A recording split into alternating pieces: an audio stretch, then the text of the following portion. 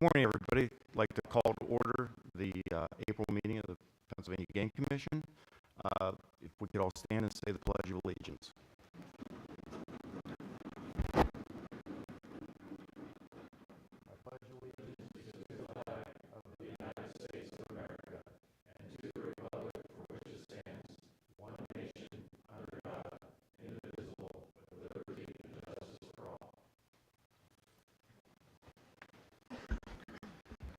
Okay, we're going to do a roll call of commissioners. Secretary, if you could do that.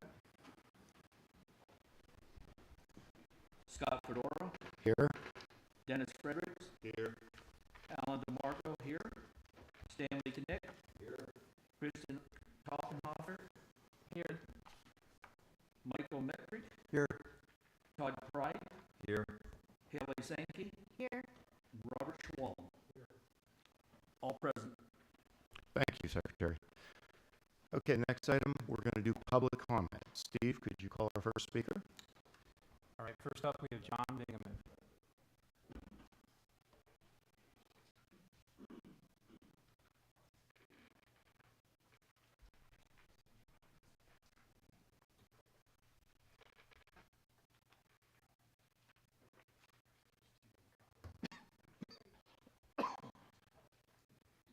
So you guys will each have my testimony from Tuesday at the House Game Fisheries Committee hearing, as well as the speech for today.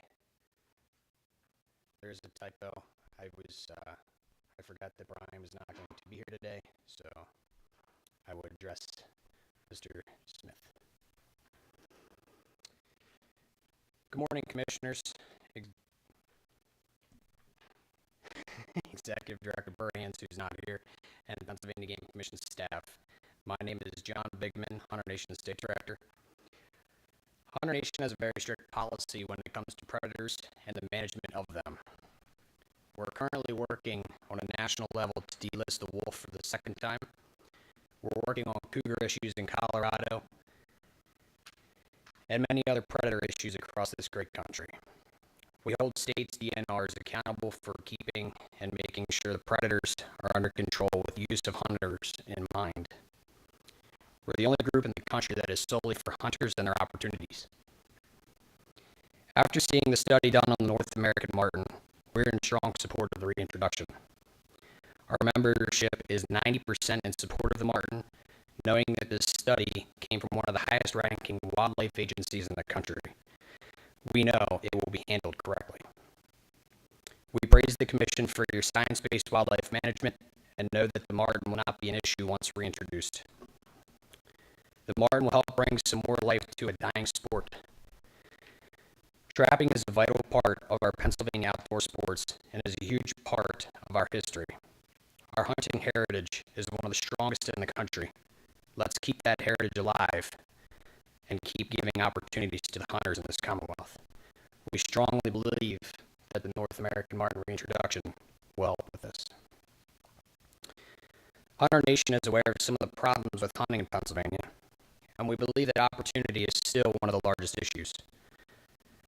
Between the House and the Senate, Hunter Nation, Pennsylvania Farm Bureau, and Hunters United for Sunday Hunting, with input from Pennsylvania Federation of Sportsmen and Conservationists, we have come up with a comprehensive package of bills that will work for every hunter in our Commonwealth. I spoke on behalf of this package of bills in the House of Representatives Game and Fisheries Committee on Tuesday, supporting the removal of the Sunday hunting blue law. House Bill 2106, House Bill 2107, and House Bill 2108. These bills will give full regulation of days of the week that we can hunt. It will also give landowners a sense of security by stiffening trespass legislation. Farmers are feeling the effect of unmanaged deer herds in their areas, and we support the legislation that farmers will have an online hunter registry. This will ensure that they can get the help they need from hunters that are willing to help. And as you are aware, you Board of Commissioners are made up of 9 competent citizens of this Commonwealth who are informed in the subject of wildlife conservation and restoration.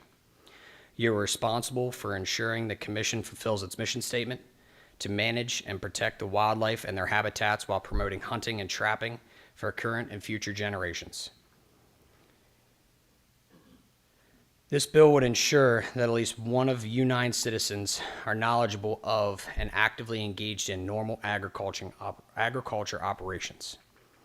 This would ensure the voices of our partners in agriculture, our leading industry in Pennsylvania, are recognized, and it is my understanding that 2 of U9 commissioners would currently meet this requirement, so nothing would change. Youth is our future. In today's world, it's hard to get some kids away to do anything without a phone or computer screen. Hunter Nation would like to thank you for the increase of youth opportunities and many different hunting seasons. As a father, I would like to personally thank you for the increase of the youth hunters that can hunt with a senior hunter. For people that take kids out, this means they can spend time with more of their children, grandchildren, nieces, and nephews. Keep up the good work. Keep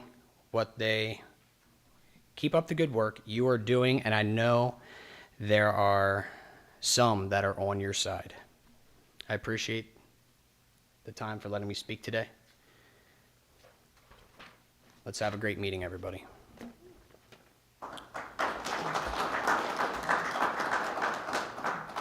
Next up is Bill Koger.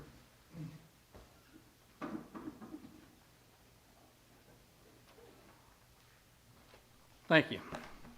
I want to talk to you about Pennsylvania Game Commission application for participation use of vehicles of blind, which is PGA Form 707LE, which has to be filled out by a licensed physician. Myself, I use the VA healthcare system. I filled out the form after my 13th knee surgery. It was a West Virginia doctor, and that was denied due to the fact is it has to be a Pennsylvania doctor. Form PGC 12, this person to use the state game lands four-wheeler or side-by-side as a mobility device, which is Title 58, which is basically the same with the Game Commission. But you still have to abide by the antler restrictions on that. And I'm trying to get saying, well, if they're both the same, why the antler restrictions then? So I wrote to legislation. Legislation says it's Game Commission. Game Commission says it's legislation. So getting bounced around here. And I'm open to discussions to talk and so forth and so on, but it's just a back and forth thing. So that's all I had to really say, because I know I'm going to be here more than 5 minutes, so we could probably discuss this a little later then. Thank you.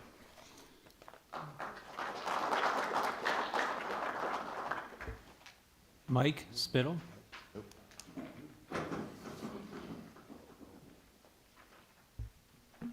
Good morning. I'm Mike Spittle, Vice President East for the Pennsylvania Trappers Association, and I want to talk in favor of the Martin Reintroduction Project. I get to do a lot of events where I set up a booth and talk trapping with John Public. It gives me opportunities to talk to people, and most of the people that I've run across in doing these things are in favor of this program. The small handful of people that I've run across that are adamantly opposed to this project are grossly misinformed. But it gives me an opportunity to talk to them directly, to educate them on what a martin is, what it isn't, and help them to make a better educated decision. We used to have them in Pennsylvania. They used to be a native of PA, and that was long before we had a Pennsylvania Game Commission and a Pennsylvania Trappers Association. They belong here. We do have this now, our agency, your agency, to monitor, police, regulate, control this animal, and understand it if we put it back.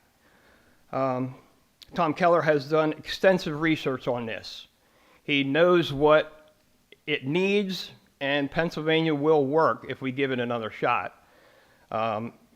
you look at other states that have good martin and fisher populations, they also have very good grouse and turkey populations as well.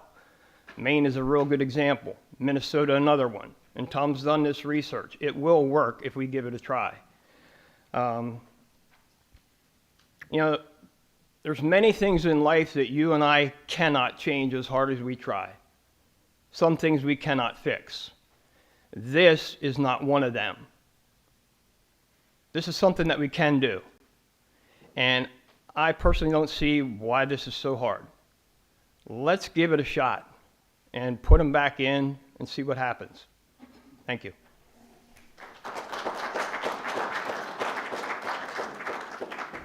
John Helm.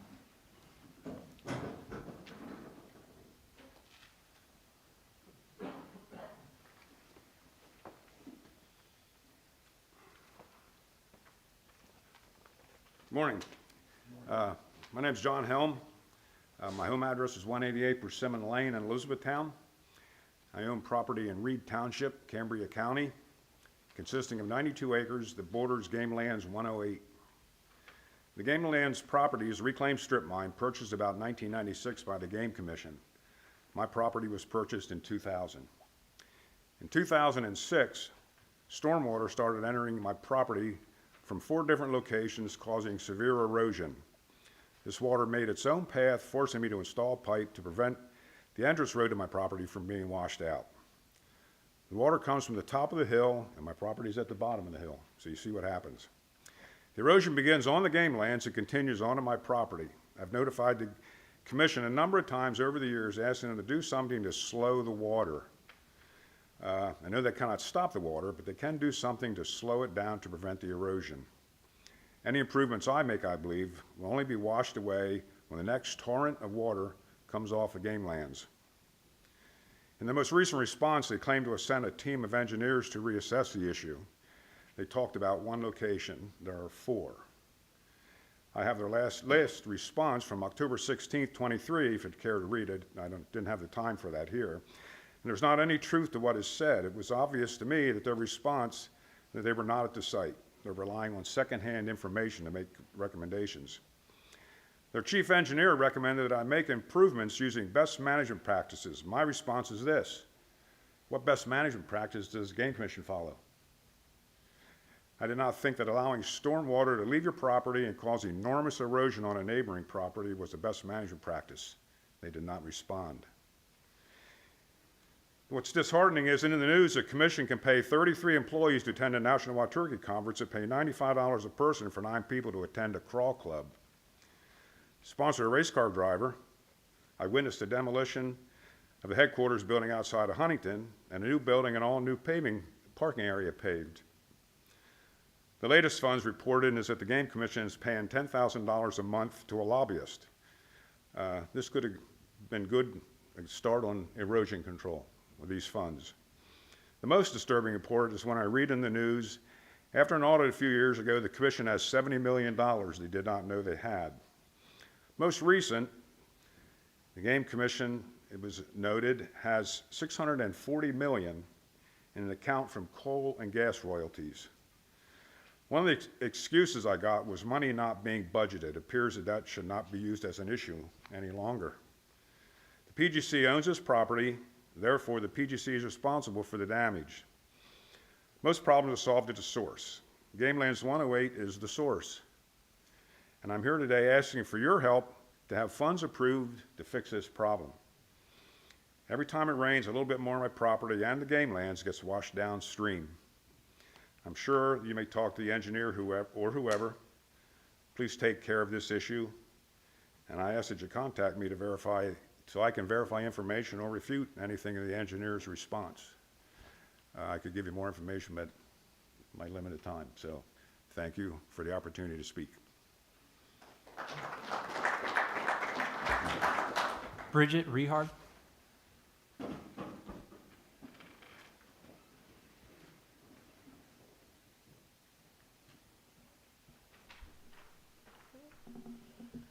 Oh, this is scary.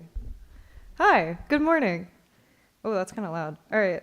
I would like to thank the board for allowing me to speak today. My name is Bridget Rehard, and I am a Lancaster native studying wildlife and fisheries science and geosciences at Penn State. I'm an avid conservationist, and I am the current president of the Penn State student chapter of the Wildlife Society. I represent the student population who is the future of wildlife conservation and management, and I today am embodying all of our members who cannot be here today. The official position of the Penn State student chapter of the Wildlife Society is to support the reintroduction of the American marten. Today, Pennsylvania, I remind you that our mission and our success makes us stand out from other states is our leadership, advocacy, and success in reintroducing extirpated species and returning the conditions of the state to their truest, purest forms. My generation, the future of hunters, anglers, and people using the resources in the state are abundantly in support of returning the state to natural conditions. We acknowledge the uncertainty of this project, but we do know that many of the extirpated species that we have reintroduced, such as the turkey, once coexisted and thrived with the currently extirpated American marten. Our first thought of the marten is the threats it may pose as a carnivore, which is largely unfounded based on research from other states and historical documents on what was once called the pine marten or the sable in our state. We must remember that this carnivore is as big as many of the squirrels and minks already in our state. Further, the marten is actually an omnivore and was once important in seed dispersal, which is valuable for our pristine forests that we Pennsylvanians take pride in.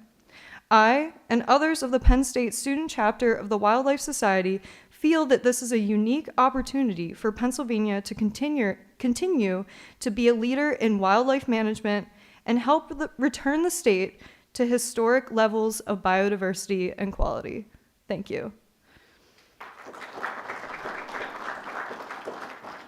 Sophie Fang.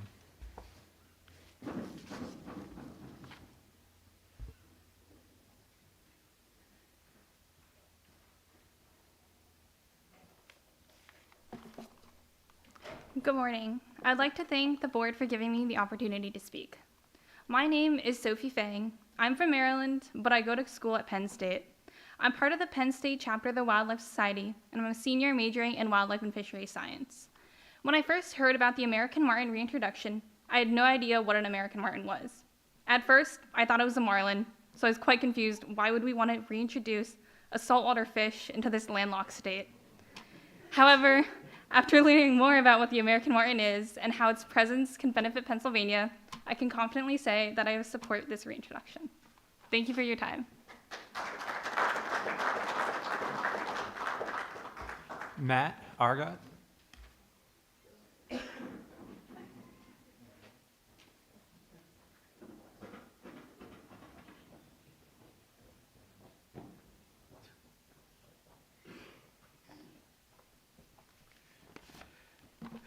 Good morning. I'm here with my two oldest boys who are both licensed mentored youth hunters, and last year, even with a new baby sister who was born the end of September, we managed to hunt quite a bit. Last year, we brought home 2 nice bucks, some antlerless deer, a big silky black bear, turkeys, and assorted small game, and much of it from public land. And we're not even that good as hunters. You can ask Eric, we have made tons of blunders. And I'm not here to brag because it's not really a reflection on me, but it's a reflection on this board, this agency, and this state. However imperfect you and this agency and our lovely politicians are, we live in a state where there is ample opportunity, there is lots of public land, and lots of thriving wildlife and game populations to pursue. Every year, Pennsylvania has the highest deer harvest per square mile in the country. We have a great bear population, lots of small game, turkeys have been strong, so kudos. My family and my camp have been blessed with lots of success in recent years and tons of great memories.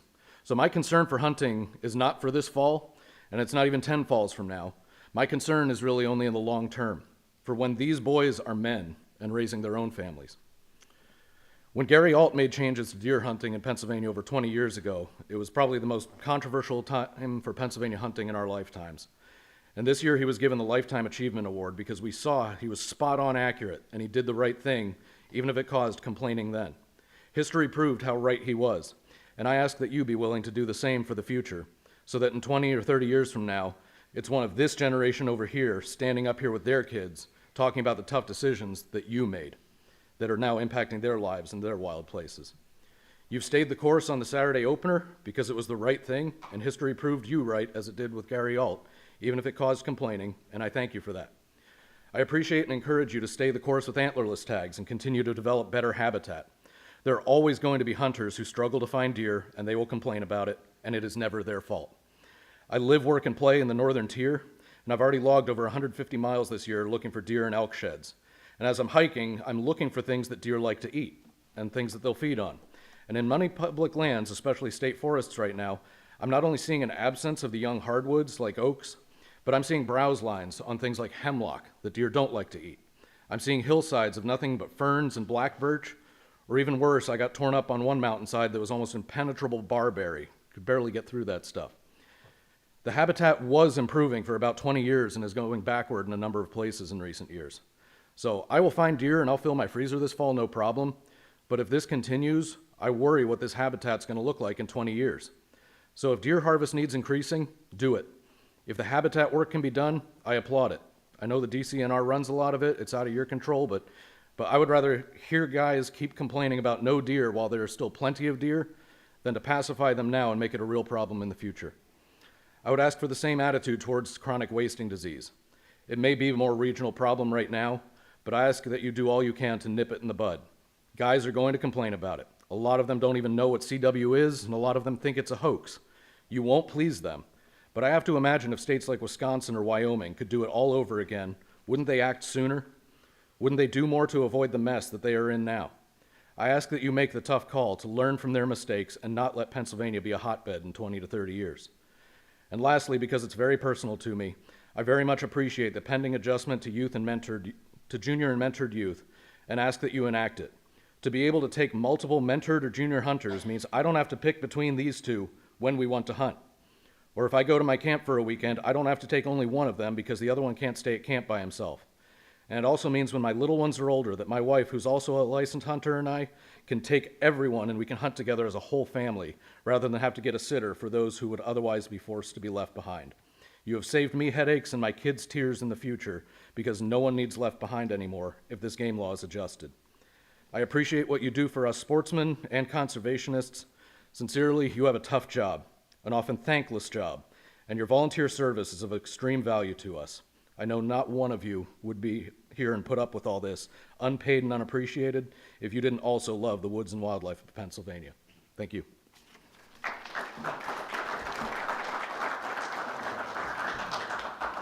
William Tucker.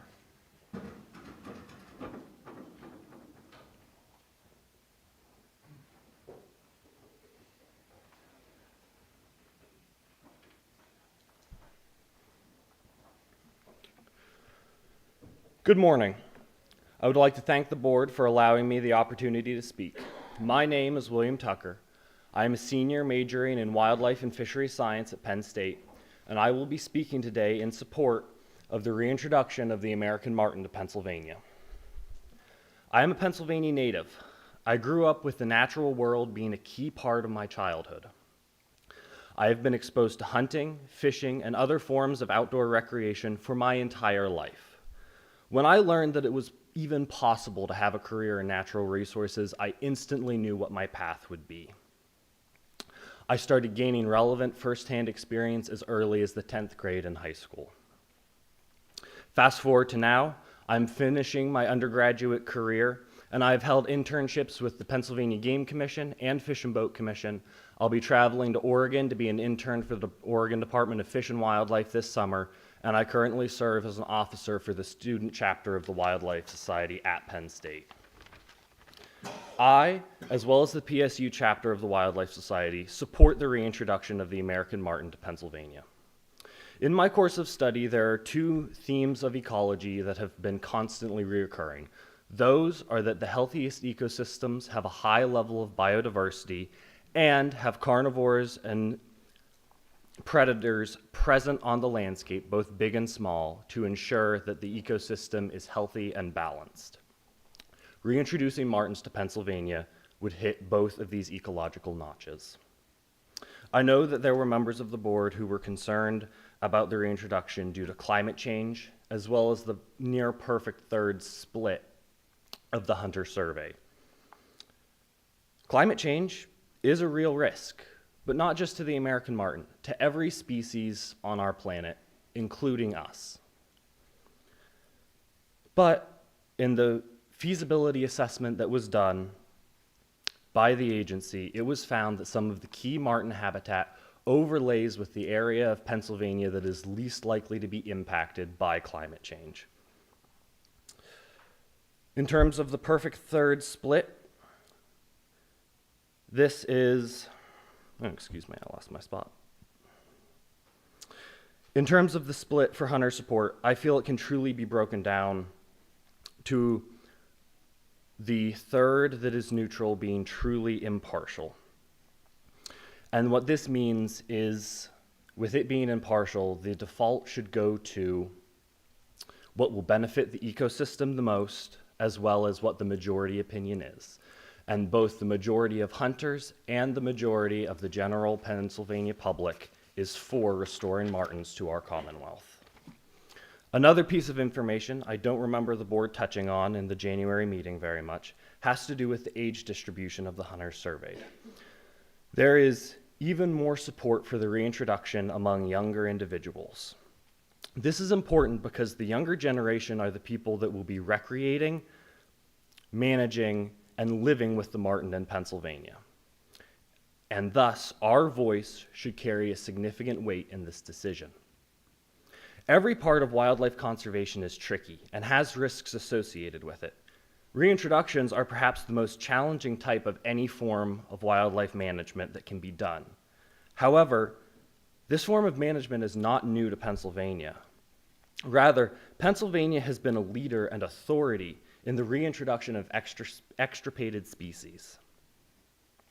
The father of the American conservation movement, Aldo Leopold, said in his book, A Sand County Almanac, "It must be a poor life that achieves freedom from fear."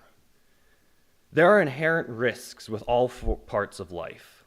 However, these risks are what make life worth living. There are risks with the marten reintroduction.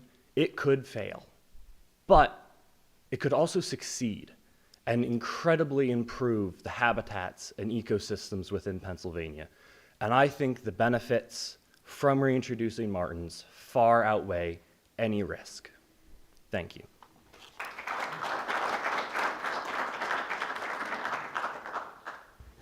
Dan Lynch.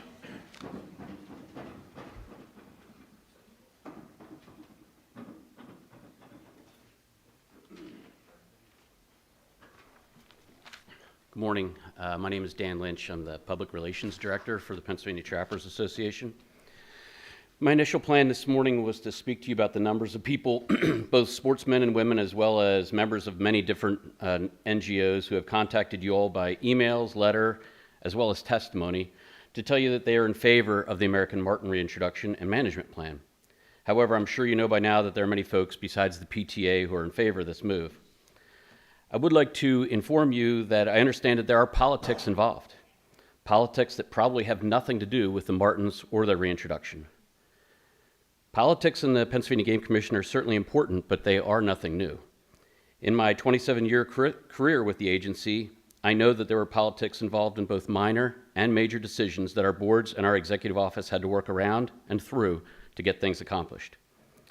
The agency was established in 1895 at the urging of people in the Commonwealth to protect and manage the state's birds and mammals. Politics were heavily involved even before then with the establishment of the Pennsylvania State Sportsmen's Association in 1890 and the introduction of a bill to create a 6-member game commission and 9 game protectors. These political actions were prior to the establishment of the agency. My intent is not a history lesson. It is simply to let you know that we understand that there are political factors involved in more things than the marten reintroduction.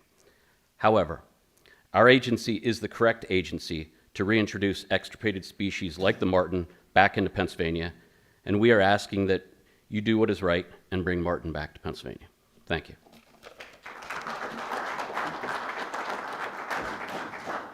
Justin Klinger.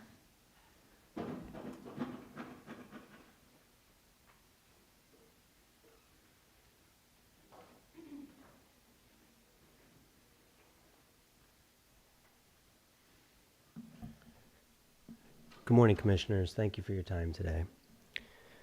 I'd like to start with this quote attributed to perhaps the greatest conservationist in U.S. history, President Theodore Roosevelt. In any moment of decision, the best thing you can do is the right thing. The next best thing is the wrong thing, and the worst thing you can do is nothing. I encourage you all today to do the right thing, the best thing for Pennsylvania, the best thing for our state's wildlife and ecosystem as a whole. Thankfully, there is an enormous precedent for your decision today.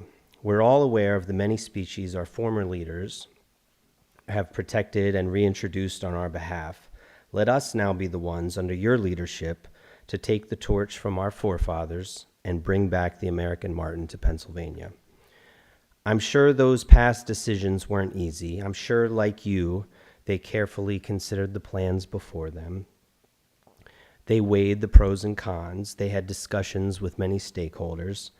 There was insistence from some groups to halt reintroductions of elk, fisher, and otters, but in the end, they knew what the right decision was. We don't remember the politics of their days, the pressures that were put on them from different sides. Those things fade with time. What doesn't fade are the results of their decisions. The echo of elk bugles across the hills each fall, the blur of a fisher's tail on our trail cameras, the chattering frenzy of an otter family along the banks of our favorite river. Returning a native species to the natural fabric from which it came is scientifically sound, it's logically sound, and it's morally sound. All of these points I heard repeated from the multiple public comments in support of the Marten Plan at the last meeting in January. Would we not notice a gaping hole in Penn's woods if any of our current resident predators were lost to history? The fox prints missing from along the edge of the autumn field, the call of the bobcat muted from the spring woods, the black bear bed gone from the laurel thicket. Would we not do everything in our power to restore these rightful species to Pennsylvania's countryside? So why not the marten? Their place in our state's woods is waiting, just as it waited for the elk, the fisher, the otter. With your vote today, you can join our former leaders who have stepped forward and said, yes, we are willing to take a stand. We will stand with the science. We will stand with the overwhelming majority of our fellow Pennsylvanians. We will stand on the principle that we are proud of our native Pennsylvania wildlife and the history that was handed down to us. Let us not do the wrong thing, which, as Mr. Roosevelt reminded us, is nothing. Let us today learn from those who have paved this road for us and continue our shared legacy of doing the right thing, making the best decision, and let the marten again run free in Pennsylvania. Thank you.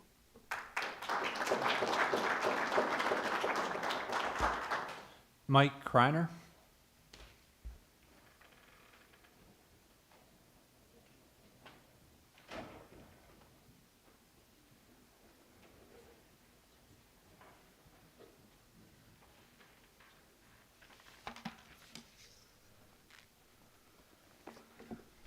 Hey, Commissioner. Sorry. Hey, good morning, everyone. You're probably sick of hearing me. I'm here every meeting. And I'm going to do something today that I normally don't do. I'm going to read from my notes here just so I don't miss something, which I know I preach for everyone not to do that. So 2 really important things today. One, I'm handing out to the board real quick, and we could get to everyone here if you want them, but just copies of our lantern from this quarter. You know, I used to just put in there kind of what the legislature was up to. It kind of got boring. So now I kind of put a couple thoughts and what have you. So, and I'll get to that point here as to what this quarter's thought was. But 2 real big things. One, be prepared, and I'll get to that. The second is, I love these meetings, and I get excited about everyone, whether it's students or staff being here, everyone engaged in public policy. I'm in the Capitol, and there's hardly anyone there at times, so more people need to do it. And unfortunately, politics is part of the play here, so that's kind of what I do for a living. So real quick, a big shout out to the Game Commission. to the Pennsylvania Farm Bureau. I know not supposed to call outside groups out, but I'm going to do it anyway, and I apologize. But Hunter Nation, Hush, two groups that our group normally don't work with. But they all did a wonderful thing. You guys taking a lead in the last couple weeks, and some folks might not be aware of it. The legislature always has ideas, and people get upset. You know, we elect them as officials to kind of represent us, but they're not perfect, and they don't always have great ideas. So if we're not the ones stepping forward, they're going to fill the void, and usually it's bad. So the shout out is this. There's a crop damage package that's been introduced in the legislature, trespass language, Sunday hunting, board representation. The commission was part of that. I appreciate that. You're experts. You're not the end all be all, but you should be a part of those decisions, and you were. And I thank you on behalf of our members. So we wouldn't be in that position of maybe getting this done without those groups. And I really thank you on behalf of the PFSC. You know me, I talk way too much, so I'm probably going to put my foot in my mouth at some point I say here. But, you know, like I said before, the lantern, our whole pitch this past quarter was family. We might disagree, and we do. Randy and I, we talk about this all the time. And I'm sorry that Dan's not able to be here today. But, you know, my thought is we need to get together and talk more. These board meetings are great. And I know you're volunteers, and you're going to hate me for suggesting this. We need to get together more often. We should be meeting. I mean, this Martin conversation is very frustrating to me. There's some really good points that are coming out, but here we are 3 months later. We're probably going to be in the same spot we were last time. And I'm not saying yay or nay to that. I mean, the Federation supports it. Some of our chapters don't. Some of those members are here today that don't support the reintroduction.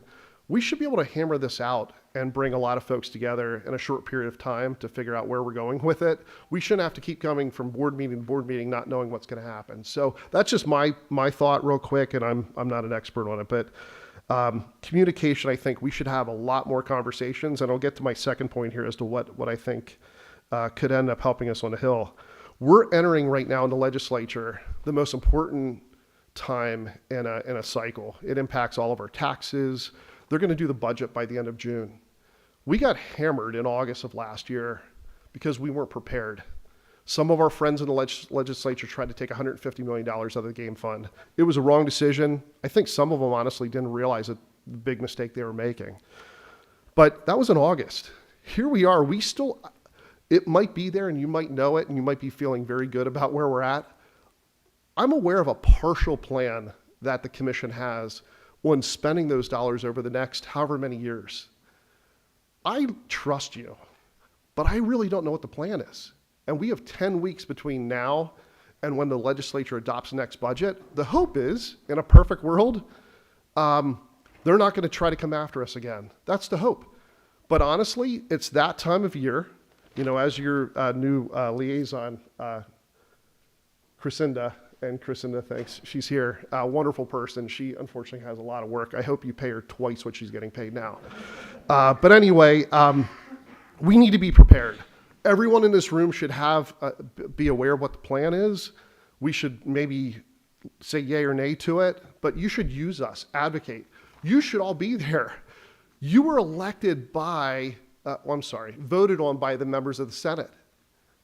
They should trust you. You should be able to say in with street cred, like, you voted for me, trust me. The problem is not all of them know what the plan is. And like I'm saying, like, I'm an advocate for you. I don't even know what the full plan is. So anyway, I'd love to sit down. I know my time's over. I clearly went way past my time. I'm going to also hand out, like I did last meeting, just the PFSC's approval or support for the Martin reintroduction. We just want to be part of the conversation. So I'll hand that. Thank you again for doing what you do.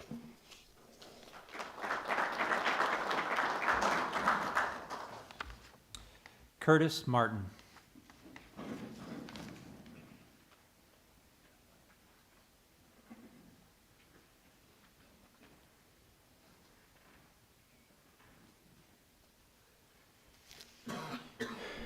Good morning. I appreciate this opportunity to speak. I guess I'll shake things up a little. I have nothing to say about the Martin reintroduction. I would like to talk for a few minutes on the use of thermal drones for deer recovery. I'm assuming by this time that most of you are aware of this technology and you understand it. Is there anyone that is not familiar with it? Okay, so I did a little research, and in 2023 and 2024, I believe the commission just released the numbers that there was an estimated 430,000 deer harvested in Pennsylvania. Did some research on recovery rates in deer hunting, and there's estimates vary anywhere from 20 to 50% of animals that get shot that are unrecovered. Now, I have no way to verify these numbers if they're correct or not, but the reality is probably all of us in this room that are connected to hunting know of at least several hunters over the past season that maybe have had the chance to get a shot at an animal and have been unable to recover the deer.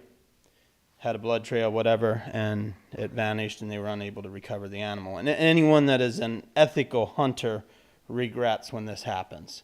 So just using maybe some of the percentages that I was able to find in my research, is it possible that 50,000 deer, 100,000 deer in Pennsylvania over the last season were shot but unrecovered? Are those numbers realistic? Is that feasible? It could be. What if thermal drones would be specifically legalized for recovery, giving hunters another tool in aiding them in successful recovery of their harvest? What if the number of successful recoveries, or unsuccessful recoveries, was cut in half? Would it be worth that? Would it be worth allowing thermal drones to do that? Current game laws are unclear on this subject and need to be updated. And on the thermal drones, there's been a fair amount of controversy. There's been some support, there's been some people that are against it. And I'd just like to raise a couple questions in regard to that. All of us know that anything from guns to cars to whatever you're talking about can be used or misused. I have a couple questions. Doesn't the idea of outlawing a useful technology like thermal drones because they can be misused sound a lot like the arguments of anti-gun opponents of the Second Amendment? Doesn't it sound like a lot of the similar to the arguments they are using against certain firearms? If drones are not specifically legalized for the recovery of game animals, will that prevent their misuse? I guess my question is to you as commissioners, are you up to the challenge to create common sense regulations that will allow Pennsylvania hunters to harness this useful tool? And I know you are not the ones creating the legislation, but I would encourage this panel to consider taking the necessary steps to remove the controversy regarding the use of thermal drones for game recovery. Thank you.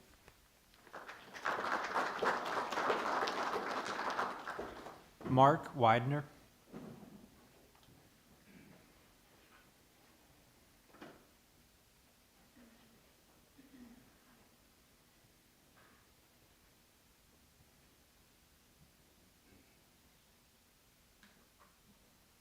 Good morning. Thank you for the opportunity to speak. I'm representing today the Williams Township Sportsmen, Robbinsville Sportsmen, and the Northampton County Federation of Sportsmen. Right now, we are opposing the Martin reintroduction. Not altogether, but at this time. As you know, our co-parts, the Pennsylvania Federation of Sportsmen Conservation, the majority does support it. The reason we're not supporting it is this time, we had the privilege of Mr. Keller come out, give us a great presentation, give us all an education. Our concern is habitat. Habitat has been lost by humans. Growth of buildings, construction. I was born and raised in Northampton County in one of the best prime pheasant hunting areas in the state of Pennsylvania. And right now, the Game Commission says there's no suitable habitat in Northampton County to stock pheasants. None. Why is that? In the township I live in, we had 33 dairy farms. Now we have 1. The urban sprawl. So the habitat, the situation, the humans are responsible for the destruction of habitat. Okay? Our thought process is maybe we should be spending more money on habitat right now before we reintroduce the marten. The pheasants are on a decline, the grouse are on a decline, the turkeys are on a decline, and I happen to hunt one game land in the north central part of the state, and I think that we should be spending more money on our game lands and creating habitat for species to live and feed on. Years ago, the game lands had the farm crop. You don't do that anymore, I understand, so you don't have farmers farming in the game lands. And I know we're planting grasses, but some of them I think need more help. So at this time, I would not pursue the introduction of the marten, but use that resources to give more habitat for the other species. So if I look around this room, how many people hunted or trapped marten in their lifetime? How many hunted turkey, pheasant, rabbit? So my point being is that was where the most of us came from growing up. Let's try to get that back going, then reintroduce the marten. I think we have other things we should be spending our resources on, and especially the game lands. And the other thing is, I commend the Game Commission. I'm on this website every day, either looking at the eagles or finding out information. Every day I'm on it. And if you look, I don't know which legislator it was that wants the Game Commission to stop buying land. I totally disagree with that. Keep working with the other agencies, pursuing more land. I heard some young man stand up and say about taking his children hunting. We do have a lot of resources in Pennsylvania, and that's because of the hunters. And the reason I come up to say this, I polled hunters and clubs in 13 counties. And I don't think that they're opposed to not reintroducing marten, but not at this time. And I think they all want more habitat for the turkey and the other items. And again, I thank you for your time today.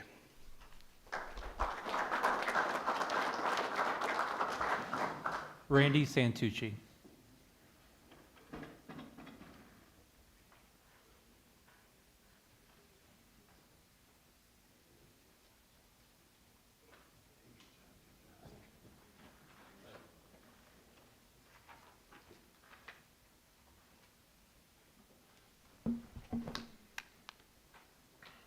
Change glasses. Commissioners, thank you for this opportunity. My name is Randy Santucci. I'm here regarding the Monday opener. In 2017, the PGC Hunter survey was 2-to-1 to keep the Monday opener. In 2018, Commissioner Daley proposed the Saturday opener. After public comments, staff report, and legislators all in opposition, he withdrew his proposal and begged the board to drop the issue. In April 2019, this board was called back to Harrisburg in bipartisan fashion by both House and Game and Fisheries chairmen to reconsider its vote, a circumstance never before seen. In 2019, a commissioner resigned over this decision. In 2019, alluding to a Saturday opener influence, this agency trumpeted a 0.4% general sales increase, but no mention that 81.6% were non-residents, while our adult resident and junior resident categories declined over double that increase. The free resident senior lifetime combo renewal category, free to existing lifetime license holders, saw its annual increase. It has no relationship to any deer season opening day. Without these free lifetime license holder upgrades, sales were down 582 licenses. Other factors like the record 27,000 plus bear tags increased in general sales. The truth was, the first Saturday opener had near zero positive impact on Pennsylvania hunters. In February 2020, a hearing was held by the House Game and Fisheries Committee. Most legislators and attendees wanted the Monday opener returned. In 2020, the general sales increase was dismissed by this very agency as having no statistical relevancy. COVID inflated all outdoor activities. In 2021, general sales dropped below 2019, validating the 2020 increase was driven from the pandemic. Without the 4,065 increase, again in free lifetime combo upgrades, this huge drop would have been worse. In 2022, general sales again dropped 1.86%. And here we are, the free combo upgrades increased again by 4,122, having nothing to do with an opener. December 2022, the PGC survey contained questions identifying only a 2% hunter participation increase from the Saturday opener. And again, only 2% stated it influenced them to hunt on the opening day in 2020 and 2021, only 2%. In March of 2023, House Bill 495 was introduced by Republican Representative Brian Smith to return the rifle deer season opener. In 2023 of June, it was introduced by Democratic Senator Lisa Boscola to reduce, that was Senate Bill 708, to reduce the, return the money, supported by Chairman Jim Brewster. January 2023, this auditorium was filled. Testimony was 4-1 to return the Monday opener. December 24, this year's general license sales increase of 6,008 licenses was crushed again from the free senior lifetime combo renewals. January 24, this auditorium was filled again. Testimony was 4-1 to return the Monday opener. The opener was recently brought up at the February 2024 Senate Appropriations hearing. Director Burhans testified under oath, "The opener change has been the most controversial thing I had ever seen or dealt with in my entire career." A very telling statement. Just a few weeks ago, Senators Dush and Robinson revealed their support to return the Monday opener. Every newspaper survey and hand count at events like gun bashes continue to reveal overwhelming support to return to Monday. Do you not see a pattern here? No minority, vocal or otherwise, could create and sustain this for 5 years. There are economic negatives, nonprofits being hurt, and a short-sightedness of family strife surrounding Thanksgiving. There are more problems than mentioned, but quite possibly the biggest hurt was taking away time from hunters to enjoy traditions and finalize preparation with family and friends. After 5 years of growing controversy, it needs to be recognized as a misstep in need of a solution. Adding Sundays following a Monday opener is widely recognized as that solution. Make no mistake, 5 years of the Oprah controversy voiced to legislators is adding fuel to discussions of agency merger. Director Burhans recently stated he would share something with me about the opener change decision once this is over. Share what? When what is over. Upon his departure, Jim Daly predicted to the board, changing the Monday deer opener will do irreparable harm to the agency. The Saturday opener has done more harm than good and not wanted by a majority of hunters who are not going away. There will be no over until the Monday opener is reinstated. Thank you.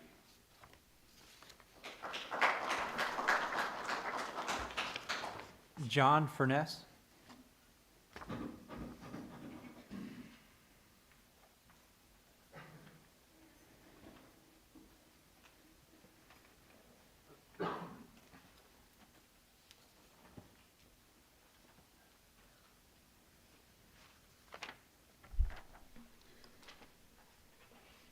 Good morning, Commissioners, Executive Director Burhans, PGC staff, and fellow sportsmen and women.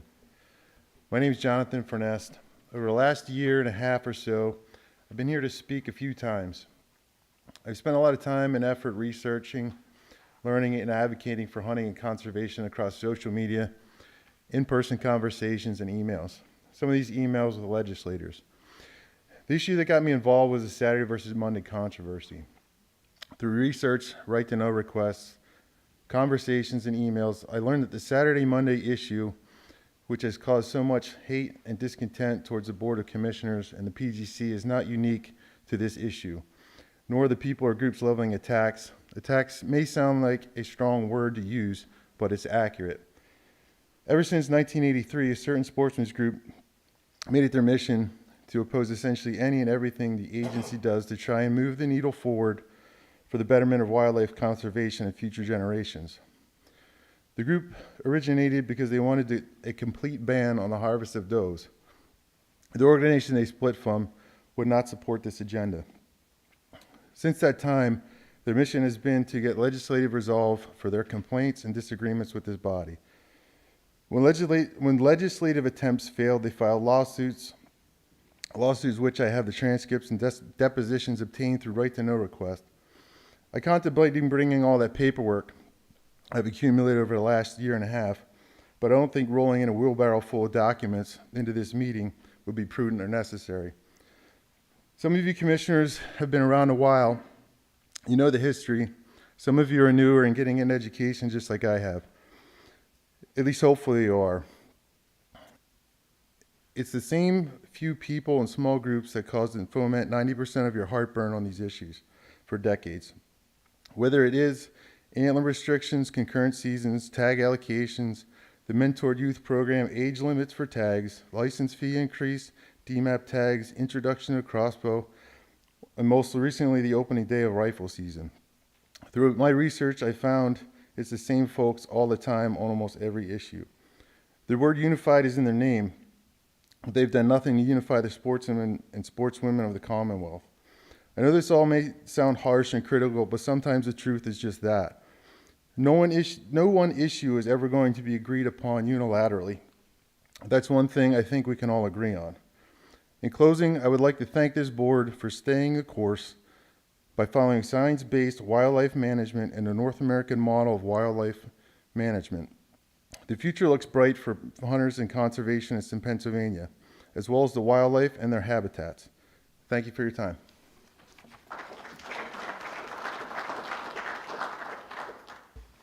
Rich Kramer.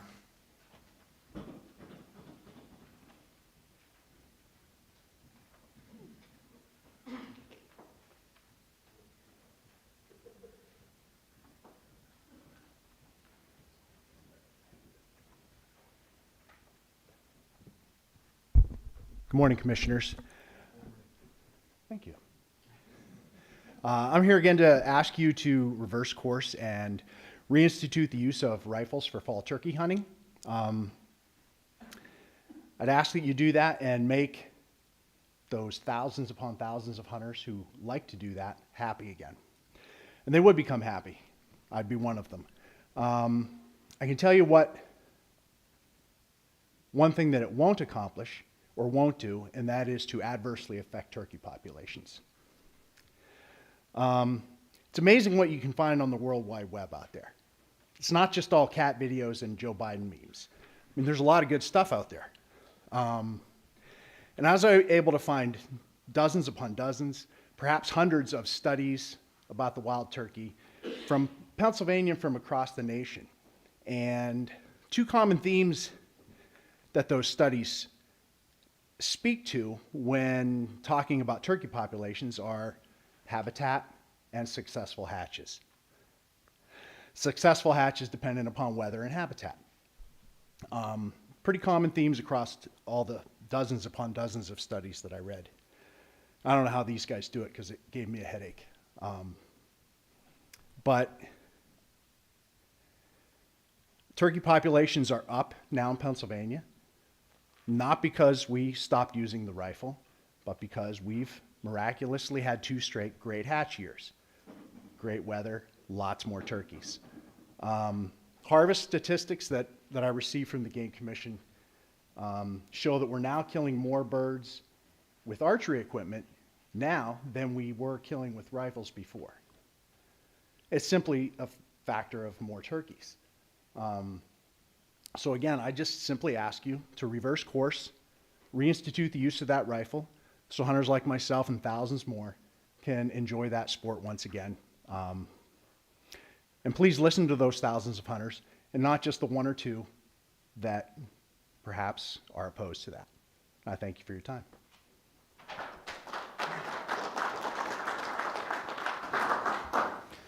And that concludes our last public speaker.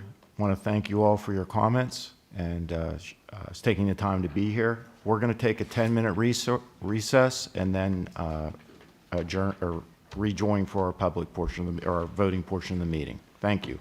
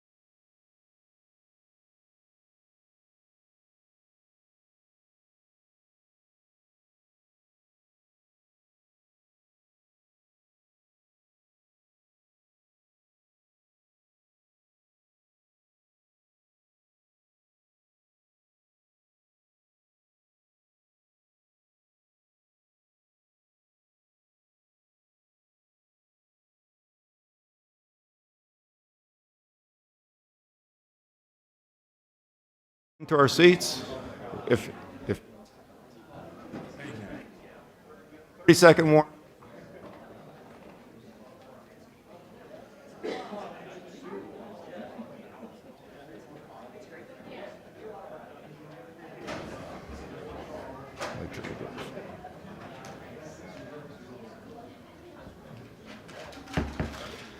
Okay, we would like to reconvene the meeting.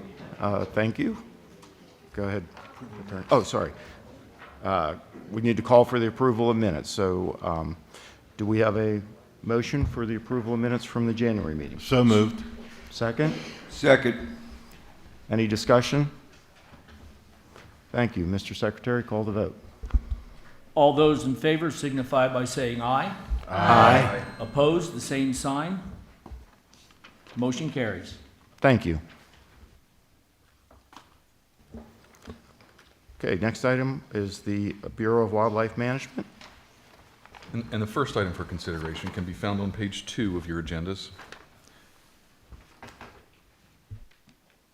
To effectively manage the wildlife resources of this Commonwealth, the Commission, at its January 27, 2024 meeting, amended Section 141.28 to eliminate age restriction and permit requirements and provide the Director the authority to annually designate WIPRAs to be open to hunting and establish appropriate season dates and bag limits. As a result of this regulatory change, all individuals eligible to hunt pheasant statewide would also be allowed to participate in pheasant hunting within WIPRAs, subject to landowner permission. This amendment is now before the Commission for final adoption. Do we have a motion? So moved. Second? Second. Motion second. Discussion on the motion? Okay. Mr. Secretary, call for a vote. All those in favor signify by saying aye. Aye. Opposed, the same sign. Motion carries. Thank you. The next item for consideration can be found on page 4 of your agendas and also comes from the Bureau of Wildlife Management. To effectively manage the wildlife resources of this Commonwealth, the Commission, at its January 27, 2024 meeting, amended Section 139.4 to provide updated seasons and bag limits for the 2024-2025 license year. This amendment is now before the Commission for final adoption. Do we have a motion? So moved. Second. We have a motion and second. Discussion?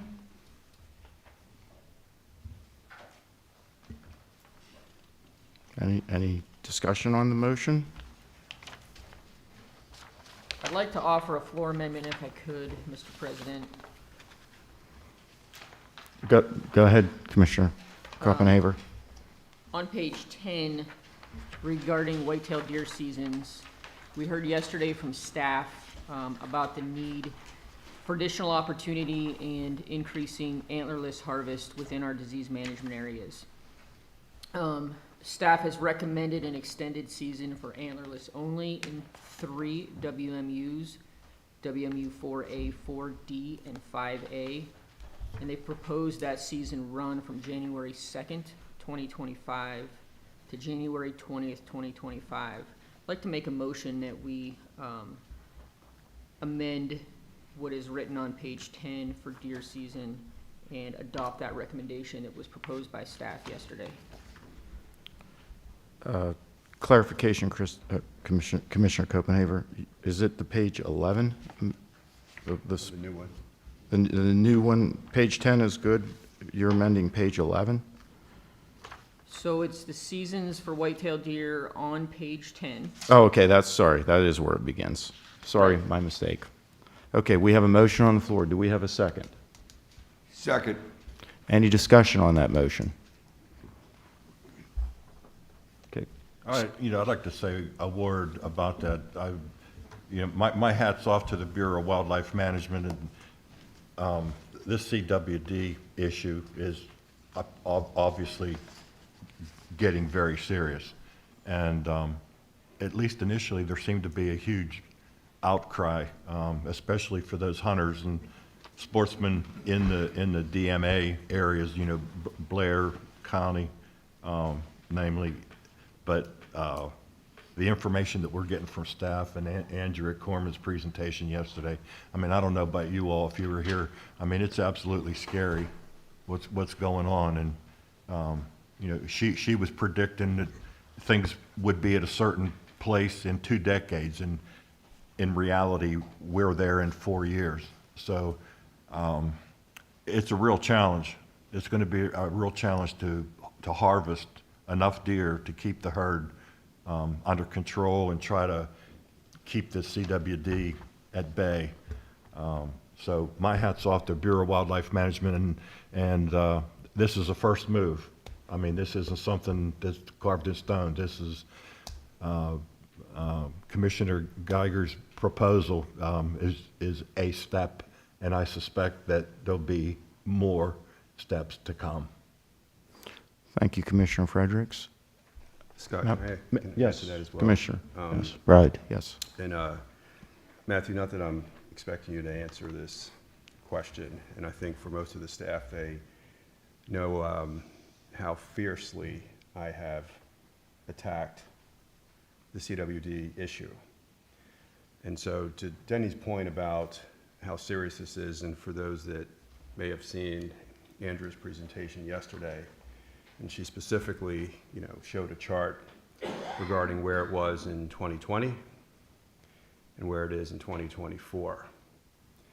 And from a biologist standpoint, not that you have to answer this question, but if we took the approach of what we probably should do, and you can correct me if I'm wrong, it would probably be to depopulate all of the deer in those areas. We effectively can't do that for a number of reasons, but we've got more work to do, because if we look out, and I think I asked the question in our January meeting to Andrea, I think this may have been the staff presentation, where would she project CWD to be in that map in 10 years? And I'm going to shorten that to say in 5 years. If we look at what we saw yesterday, in 4 years, the next 4 years, it's probably going to double in terms of where it is. And so we've got some significant decisions to make. I mean, this is a step in the direction, but I think we've got to really double down. I mean, I heard some comments earlier regarding the significance of Pennsylvania nationally. We've got to be a little bit more aggressive, because in my area, in the Philadelphia area and our surrounding counties, I mean, we've got the largest number of sportsmen's club in the entire state. In the southeast, where we are, we have over 100 by a multiple. And if and when CWD gets down to where we are, as I heard from a number of hunters this past fall, and these are hunters that manage deer management groups, a number of them said, their wives said to them, don't bring this in the house in terms of the venison. This is a real issue that we've got to, I think, get a little bit more aggressive. I'm not proposing anything new, but just to share with those that are in this room, those that are listening online and to the media, we've got to take, I think, a little bit more of an aggressive approach. So, Yep, thank you, Commissioner Pride, and agree with your comments. Any other discussion, or Matthew, do you care to make a comment? Yeah, if you don't mind, I could just, sure. I'm an eternal optimist, so I do want to provide some level of a silver lining here. We are proposing 3 WMUs, and the reality is that our hunters did step up with our increased allocations in the other WMUs that have CWD. So I really want to reemphasize the importance of us collaborating with the hunters, and they showed up. I mean, they really did. We asked them to increase their harvest. We talked to them about harvest of antlerless deer, and they stepped up, and that's why we're only needing to propose 3 WMUs. And so these 3 that we are proposing, we really need them to go out and help us manage this issue. And I from what we've seen of last year, we really expect that to happen, and we just can't thank them enough for doing that and working collaboratively with NGOs and with the hunters to really everybody take this responsibility seriously. And so I just wanted to provide that note of optimism as well, that we do have great partners, but we certainly need to take this seriously. And I think that we're doing that with these kind of step forward. So Thank you, Matthew. And I want to reiterate what Matthew said. From the commissioners are thankful to the hunters for stepping up to the plate as well. So thank you for mentioning that. Any other? Scott, I just Yes, want to say in terms of Commissioner the allocation, so, I mean, what I think a number of us saw from last year, both January and now in terms of season and bag limits and increasing the allocation, you know, I saw a number of references in the media and in social media being critical of us increasing the antlerless allocation. And it was very general and broad, just the comments of the, you know, Game Commission is increasing allocations. And I think I've asked, and I'd like to see in what we put out, you know, some references to the formula that we use for those and for these particular reasons. So we're not haphazardly, okay, increasing the allocation, okay, just to do it for, you know, the purpose of doing it. I mean, we hear the comments about, you know, not enough deer here, you know, too many deer here. But I think we, you know, that allocation element, I think we, you know, I'd like to see us, you know, add a little bit more information to what we put out to the public, because there's a reason why we're increasing the allocation, you know, in various areas, whether or not it's for CWD or whether or not we're not harvesting enough in certain areas, but just so we can put something out so the public knows and our media partners know that when they print these things, you know, let's, you know, share with the public why we're doing this. Thank you. Thank you, Commissioner. Okay, any other discussions on the floor amendment? If not, Mr. Secretary, could you call for a vote on the amendment? Those in favor signify by saying aye. Aye. Those opposed, no. Motion carries. Thank you. Okay, we need to come back to seasons and bags, and we had a motion and a second and discussion on that. If there is discussion, or if there's no further discussion on the entire seasons bag package, Mr. Secretary, we need to call a vote for that entire seasons and bags recommendation. Those in favor signify by saying aye. Aye. Those opposed, no. Mr. President, motion carries.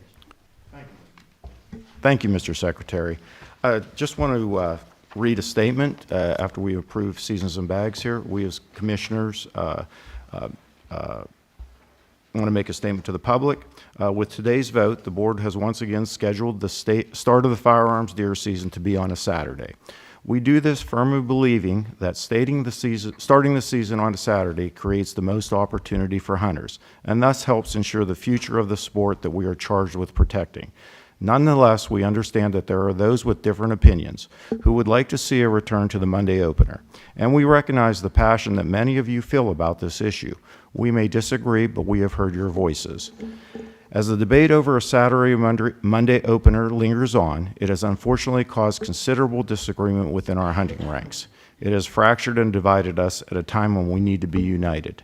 Therefore, I am directing staff within the Commission to work with the leadership of the House Fish and Game and Fisheries Committee to develop a plan to once again study and analyze this issue. It is our hope that a comprehensive review can take place to address some of the concerns that we have heard and ensure that the board's decision is truly in the best interests of our hunting community. Thank you. The next item for consideration can be found on page 15 of your agendas. The American marten is a fur bearer once commonly found in portions of Pennsylvania, but extirpated from the Commonwealth in the early 1900s due to deforestation and unregulated harvest. In accordance with Goal 1.3b of the Pennsylvania Game Commission Strategic Plan 2020 to 2023, and as authorized by the Commission at its July 9, 2022 meeting, Commission staff developed an American marten reintroduction and management plan for Pennsylvania. The plan outlines a long-term, 10-year strategy to translocate the species back to the state and then conduct long-term monitoring to evaluate the reintroduction. Communication strategies, partner engagement, costs, and timelines are also included. At its September 16, 2023 meeting, the Commission authorized release of the proposed American marten reintroduction and management plan for a 60-day public comment period. At its January 27, 2024 meeting, the Commission tabled the proposed American Martin reintroduction and management plan to allow for collection of additional information on habitat and human dimension elements of the potential reintroduction. All comments were considered and appropriate revisions to the plan were made. Staff compiled data confirming habitat suitability of potential reintroduction sites and clarified the underlying reasons for supportive or neutral attitudes towards martin reintroduction among respondents to hunter surveys. The Bureau of Wildlife Management is requesting final acceptance of the 2024 to 2033 American Martin Reintroduction and Management Plan. Do we have a motion? So moved. And do we have a second?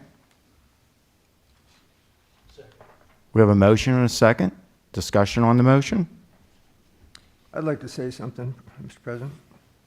Yes, Commissioner Last Mitchell. evening, I had the opportunity to see the first episode of a series called Franklin. In one of the opening scenes, Benjamin Franklin was in front of the French nobility seeking aid for the failing American Revolution in 1776. As he was doing so, he was dressed in what he termed a very American-looking outfit. And part of that outfit encompassed a fur hat that he was wearing. The Benjamin Franklin, of course, was a native son of this great state of Pennsylvania, his Commonwealth. And anyway, the French people were very much enthralled with this hat that he was wearing. And when he talked about it, he mentioned that it was fur from the marten. And I thought that was very interesting in light of consideration of, or in light of what we're taking into consideration today. Thank you. Thank you. Other discussion? Yeah, through the chair. Well, Yes, Commissioner you know, Knicks.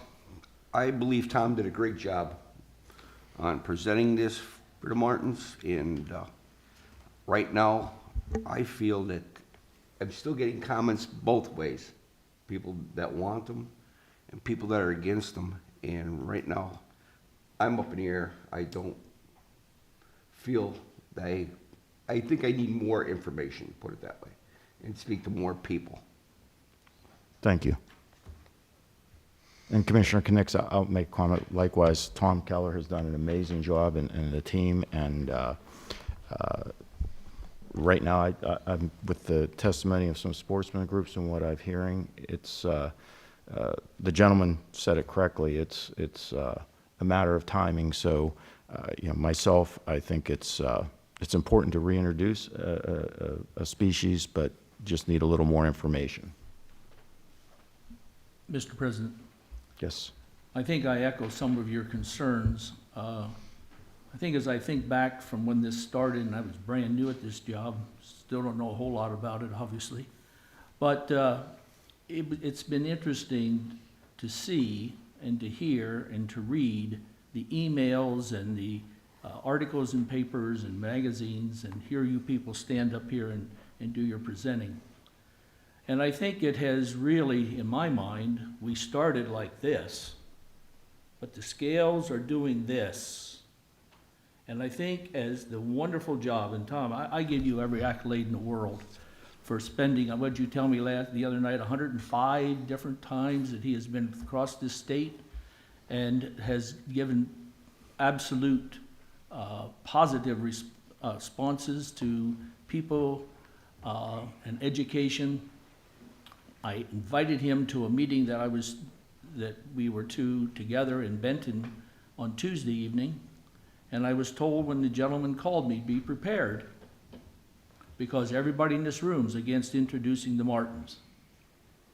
And I said to him at that time, I said, well, I doubt if everybody is, but there may be a significant number that are. And so I told Tom what we were walking into. And the interesting thing about being at that meeting was when Tom started at the very, very beginning and laid out everything that had to do with the martins. And we talked about what we believe or what we hear. And my challenge at the end of the meeting was, everyone says, well, they say this or they say that, and my question was, who is or who are they? And there's the guy right back there. That's the guy. And the amount of time he has spent to put all these facts out against for us to consider has come a long way. You've heard what everybody has said here, that we've postponed this thing twice now to try to get some more information and for Tom to do his magic and waving his wand. I'm not sure if I skipped the part on when the meeting was over. Not one person, not one, out of all these people that were going to jump all over us, came up and talked to us in a negative manner about the Martins being introduced. I also understand that we have a lot of people who are concerned about the numbers of turkeys and the number of grouse. Tom has shown us, a lot of the articles have shown us, that there's not really probably going to be a real big issue with it. But there's a perception out there that they could take a poult. Well, I believe that that is possible. But I also believe that from what we heard yesterday from our reports from our staff, people are seeing more turkeys, and they're also seeing more grouse. And that's from visual experience. And I believe if we have another good year or spring where the hatches and the clutches are all have the opportunity to do their jobs with the mothers, that we're going to hear even more success about the turkeys and the grouse coming back. I don't know what we're going to do about West Nile, and maybe it isn't even an issue. But that's also a perception that's out there. So where I am is, I asked for more time, and I'm just, Tom and the rest of you, I am right here. And I believe that if we give ourselves enough time to look at what the clutches are for this year, and we give Tom a little more time to spread the honest word, the truth of the Bible, I believe that most people, if not, well, more than most, I think the large majority of hunters and non-hunters and conservationists, I think we can do this in a very positive manner, and I think we can take everybody with us.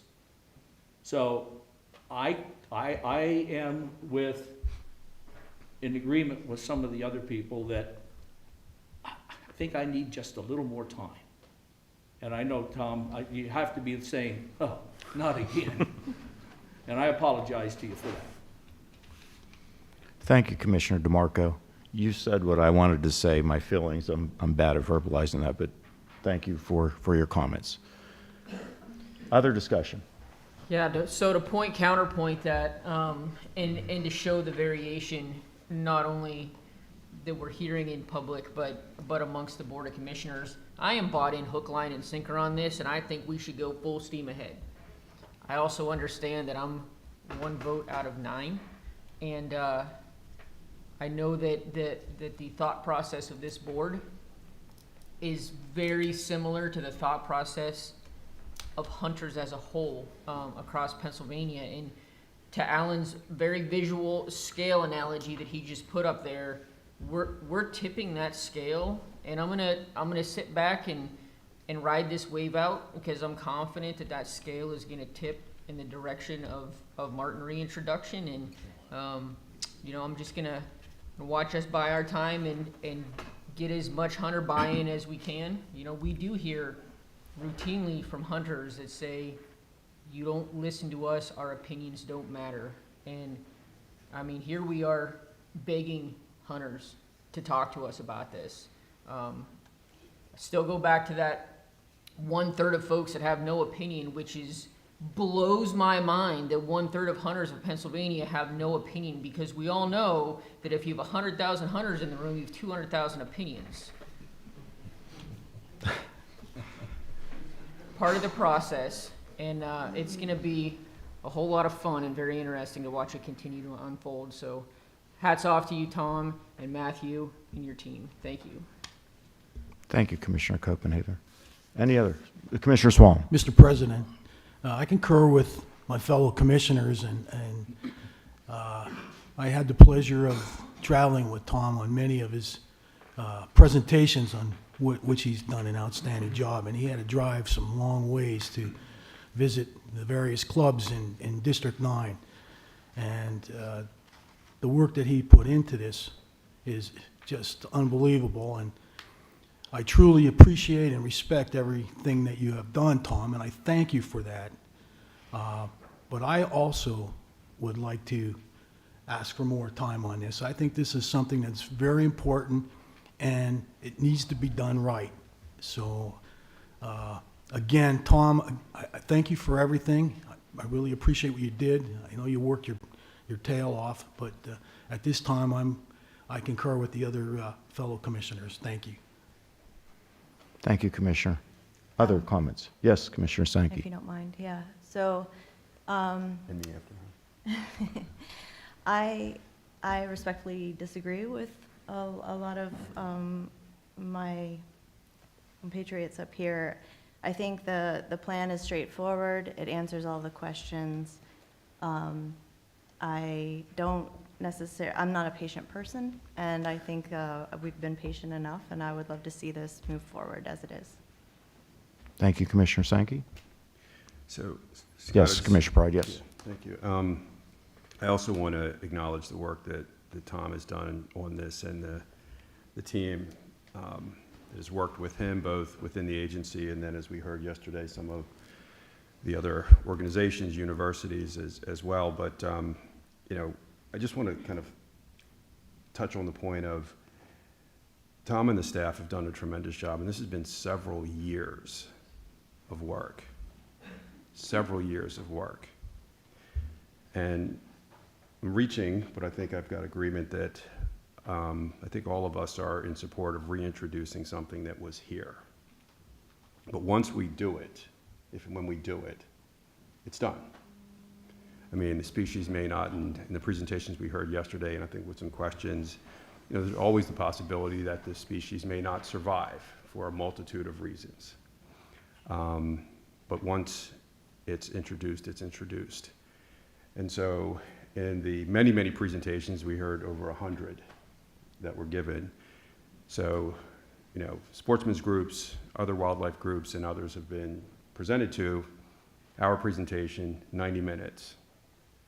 But there were years of work that the team put into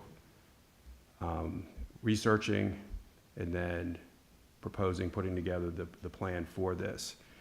And so I think to the point of asking for more time, and again, we're not going to spend the same amount of time that Tom and the staff did, and the organizations that support it are not going to spend that time.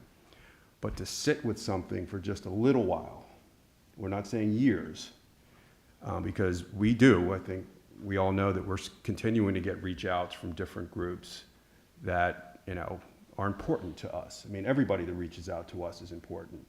And so to give time, a little bit more time to educate, and I mean, I said relatively the same thing in January, but I just think, you know, we just need to think about the process of what we're asking people to do and to consider in the support of us. And all of us have a role in this. I mean, we're volunteers in what we do.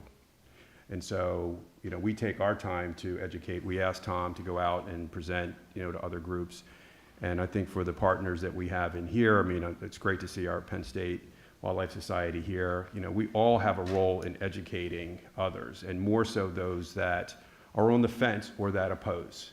And so I just wanted to make that point regarding the process of, you know, what we're going through and the decisions that we make, but also acknowledging that there's been several years, many years of work going into this. And so, you know, to the time, I do think we need a little bit more time. Thank you, Commissioner Pride. Commissioner Fredericks.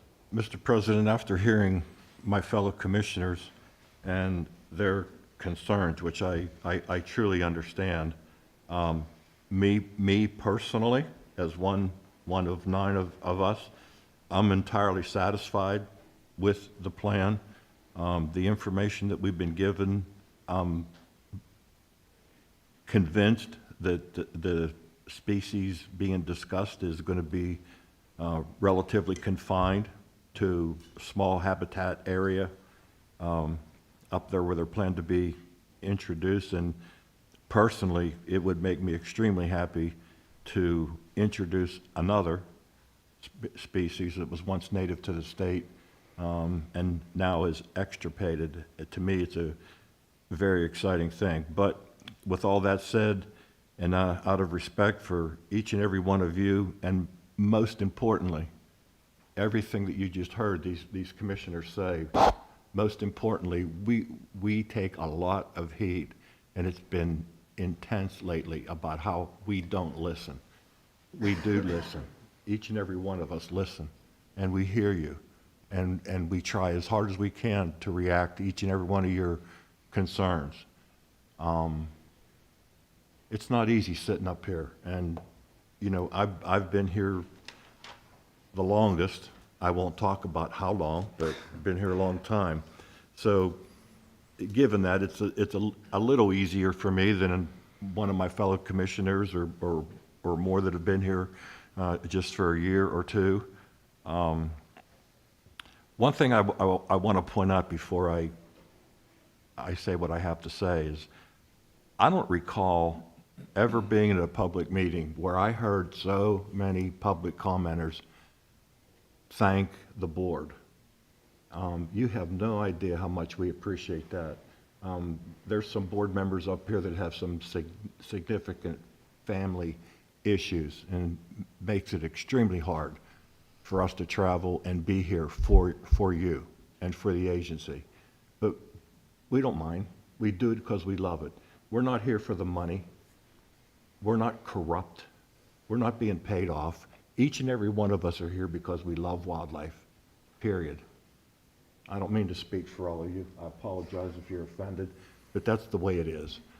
So in the interest of us all loving wildlife just as much as you do, and even though I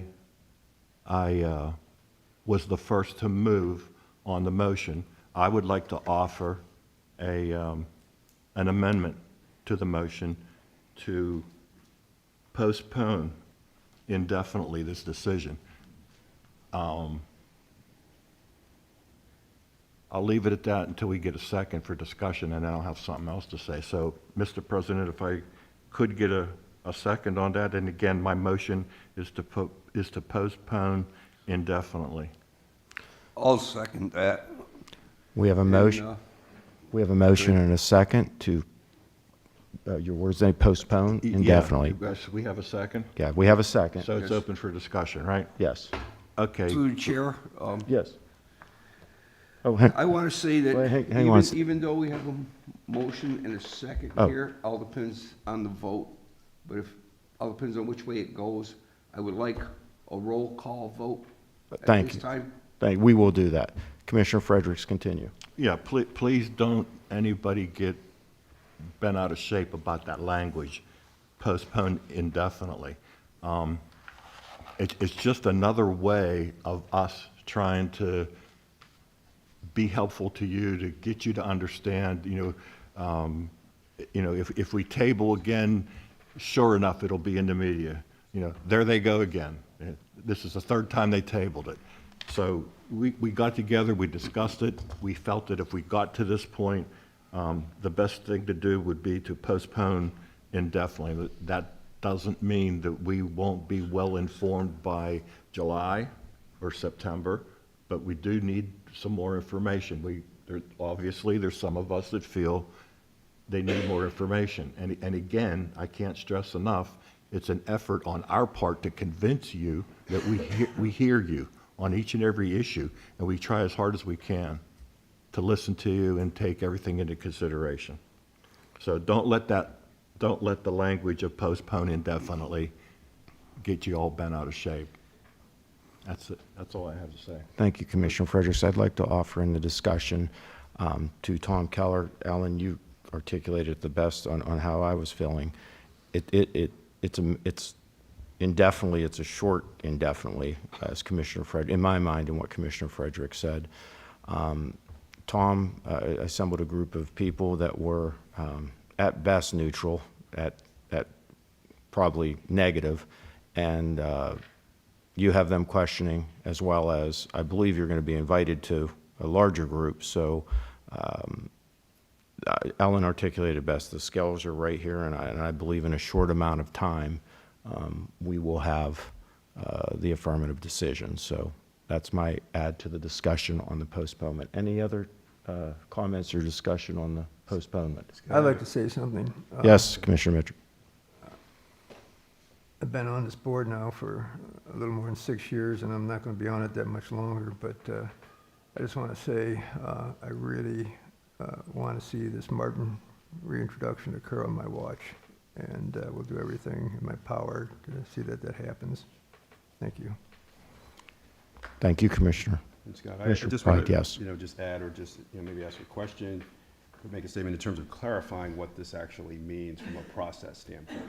And so, because I think we asked for advice on this from our council and just the process and procedure that we go through. So, correct me if I'm wrong, that if we didn't postpone indefinitely, and I, echo what Dr. Mitrick just said in his support, if we were to vote and not postpone indefinitely and it didn't pass, that means this dies.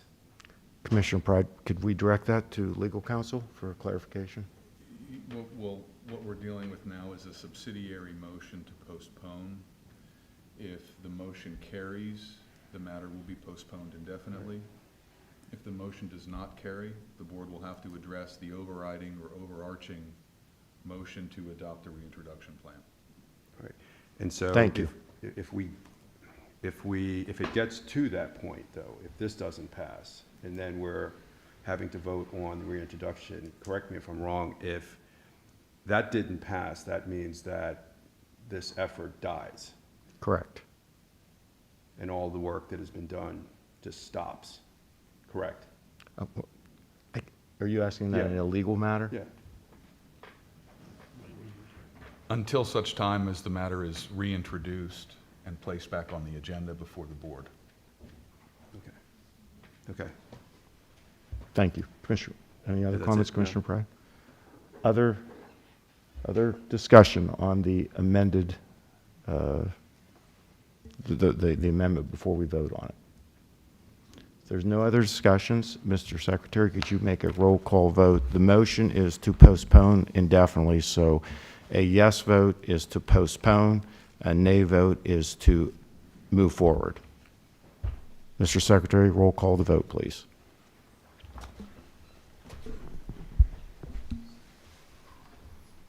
President Fedora, Yes to postpone. Mr. Fredericks, Yes, postpone. Alan DeMarco, yes to postpone. Stanley Knick, Yes, to postpone. Kristen Koppenhofer, No. Michael Mitrick, No. Todd Pride, Yes to postpone. Commissioner Sankey, No. and Commissioner Swalm. Yes, postpone, please.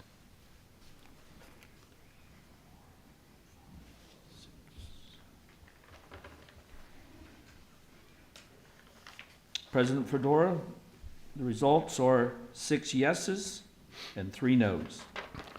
Thank you, Mr. Secretary. The motion to postpone passes, and thank you all for your diligence, Commissioners, and thank you, Tom, and you have more work to do, and I know you'll be successful, so thank you. And work with us. Yes. Not alone, Correct. not alone. Thank you. Next item, please. The next item for consideration can be found on page 16 of your agendas.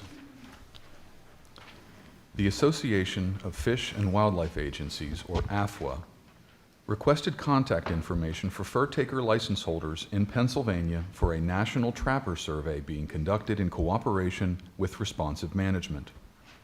This will be the fourth iteration of this survey, which was previously conducted in 1992, 2004, and 2015. The goal of this study is to capture important information about trapping and trappers in the United States so that agencies can better understand and promote the activity for future generations to enjoy. Information gathered in this survey will also help agencies gauge the success of current efforts to recruit, retain, and reactivate trappers, plan future efforts to increase trapper participation, and guide future efforts of the best management practices for trapping program. AFWA is requesting information for all individuals who held a Pennsylvania fur taker license during the 2021, 2022, and 2023 license years. The data specifically sought includes customer identification number, license type, name, phone, email, and street address. Section 325 of the Game and Wildlife Code generally restricts the release of customer licensing data, but an exception is permitted when the release of records or reports is, quote, authorized by action of the Commission for the sole purpose of exercising legitimate governmental function or duty, close quote. The Commission evaluated the records request and determined that it meets this exception and, if approved, will result in the return of valuable survey data that will enhance its trapping program within this Commonwealth. AFWA will itself be subject to applicable criminal and civil restrictions regarding any further publishing, circulation, or disclosure of any records that it receives from the Commission under this authorization. Thank you. Do we have a motion? So moved. Motion and a second. Discussion?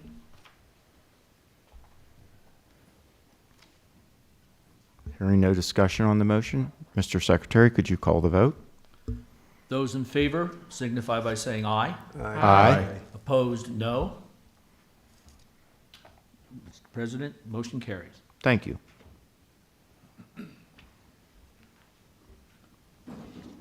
The next item for consideration can be found on page 17 of your agendas and comes from the Bureau of Wildlife Protection. Since the Mentored Hunting Program's initial inception in 2006, the program has gradually grown and expanded to include additional species of game and wildlife and age groups eligible to participate in the program. With each progressive expansion, the Mentored Hunting Program has come into closer alignment to the Commission's traditional hunting license structures. The Commission is now proposing to amend Section 147.805 to allow a mentor to accompany up to 3 of any combination of mentored youth or mentored adults at a time. This maximum limit of 3 would also include any junior hunter present and otherwise requiring accompaniment by the mentor as required by 34 PACS Section 2711A8, when the person is also serving as a mentor. This change will not expand the 1 lawful hunting device limit for mentored youth, but it will allow mentored adults and junior hunters to possess their own hunting implement while accompanied by a common mentor. The Commission evaluated the relevant safety data and determined that the amendments will not create an unreasonable safety risk to the persons participating in the hunt or other persons in the vicinity of the hunt. Thank you. Do we have a motion to? So moved. Motion second? Second. Motion and a second. Discussion on the motion? I just Commissioner wanted Sankey, to- yes. Yeah, thanks. I just wanted to say that this is a direct result of public comment and emails that we all received on this matter, and I'm glad that we were able to move forward with this, knowing that other states have not had an issue with safety in this regard, so. Thank you, Commissioner Pride. And I also want to say that I'm glad to see that this has been put forth. I mean, in some of the mentored activities that the agency's been partnered on, such as with at the John Hines National Wildlife Refuge with our partners with U.S. Fish and Wildlife Service and then even with DCNR, the interest of the number of youth and others to want to hunt together and to be able to do that is substantial. And so I'm glad to see that we've got this on the table and we're going to make a decision on this. So. Right. Thank you, Commissioner Pride. I want to offer my comments. I've said in my lifetime the two best decisions, in my opinion, not the commissioners, was the point restrictions of Gary Alt and the Doe management plan, and then the mentored youth. So it is very important that we allow maximum opportunity, and pleases me that we're talking about this today. Jason, do you want to elaborate on anything or any questions or further discussion? No, I think you hit it on the head there. It did come from public comments and responsible letters written to us addressing issues that families are facing.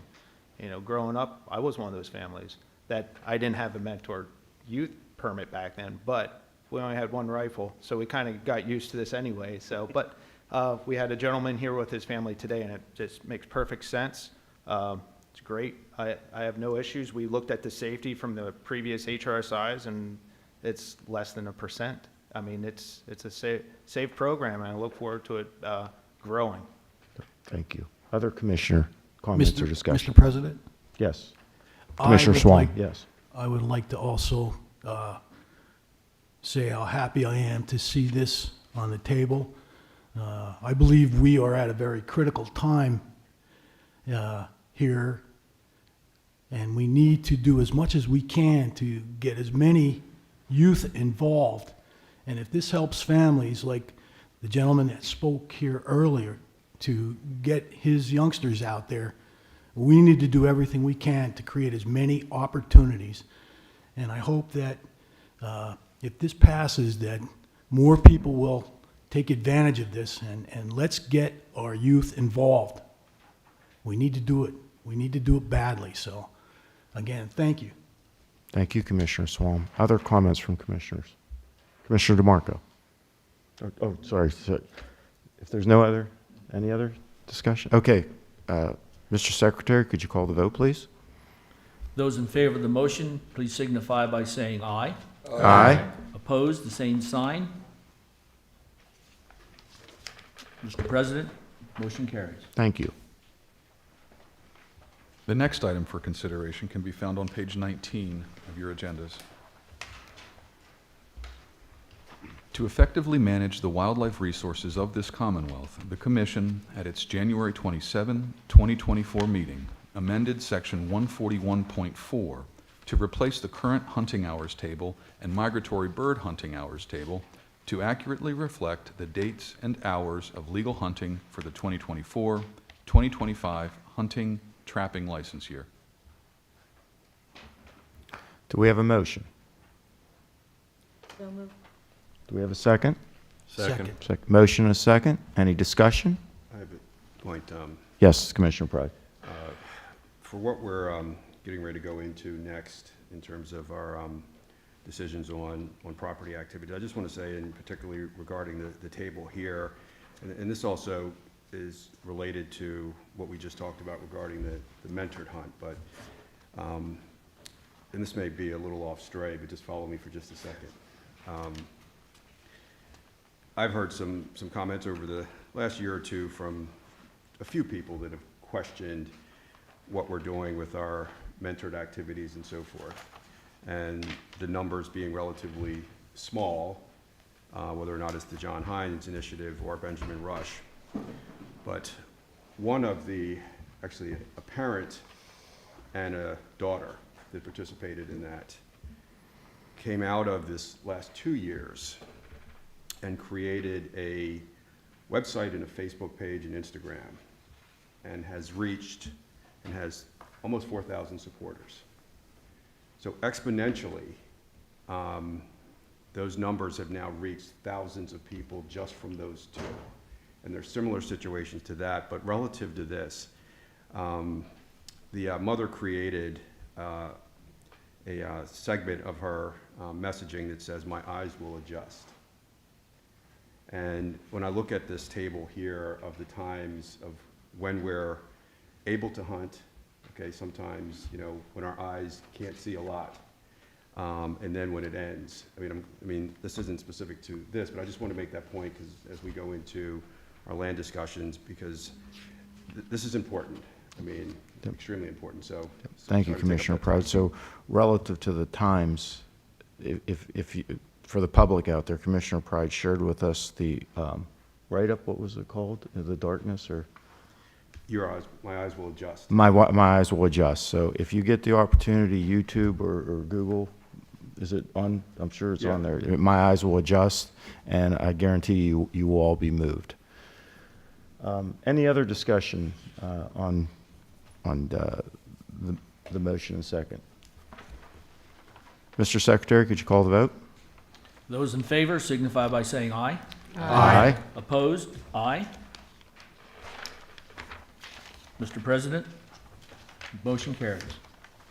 Thank you. The next item for consideration is found on page 24 of your agendas and comes from the Bureau of Wildlife Habitat Management. John G. and Melissa L. Sabella are offering 200 more or less acres of land in Rockland and Cranberry Townships, Venango County, adjacent to State Game Land Number 45. The option price is $467,000 lump sum to be paid from the Game Commission's restricted account, representing funds from third-party commitments for compensation of habitat and recreational losses which occurred on state game lands from previously approved projects. Acquisitions using this account may exceed $400 per acre. The North Country National Scenic Trail runs through the property.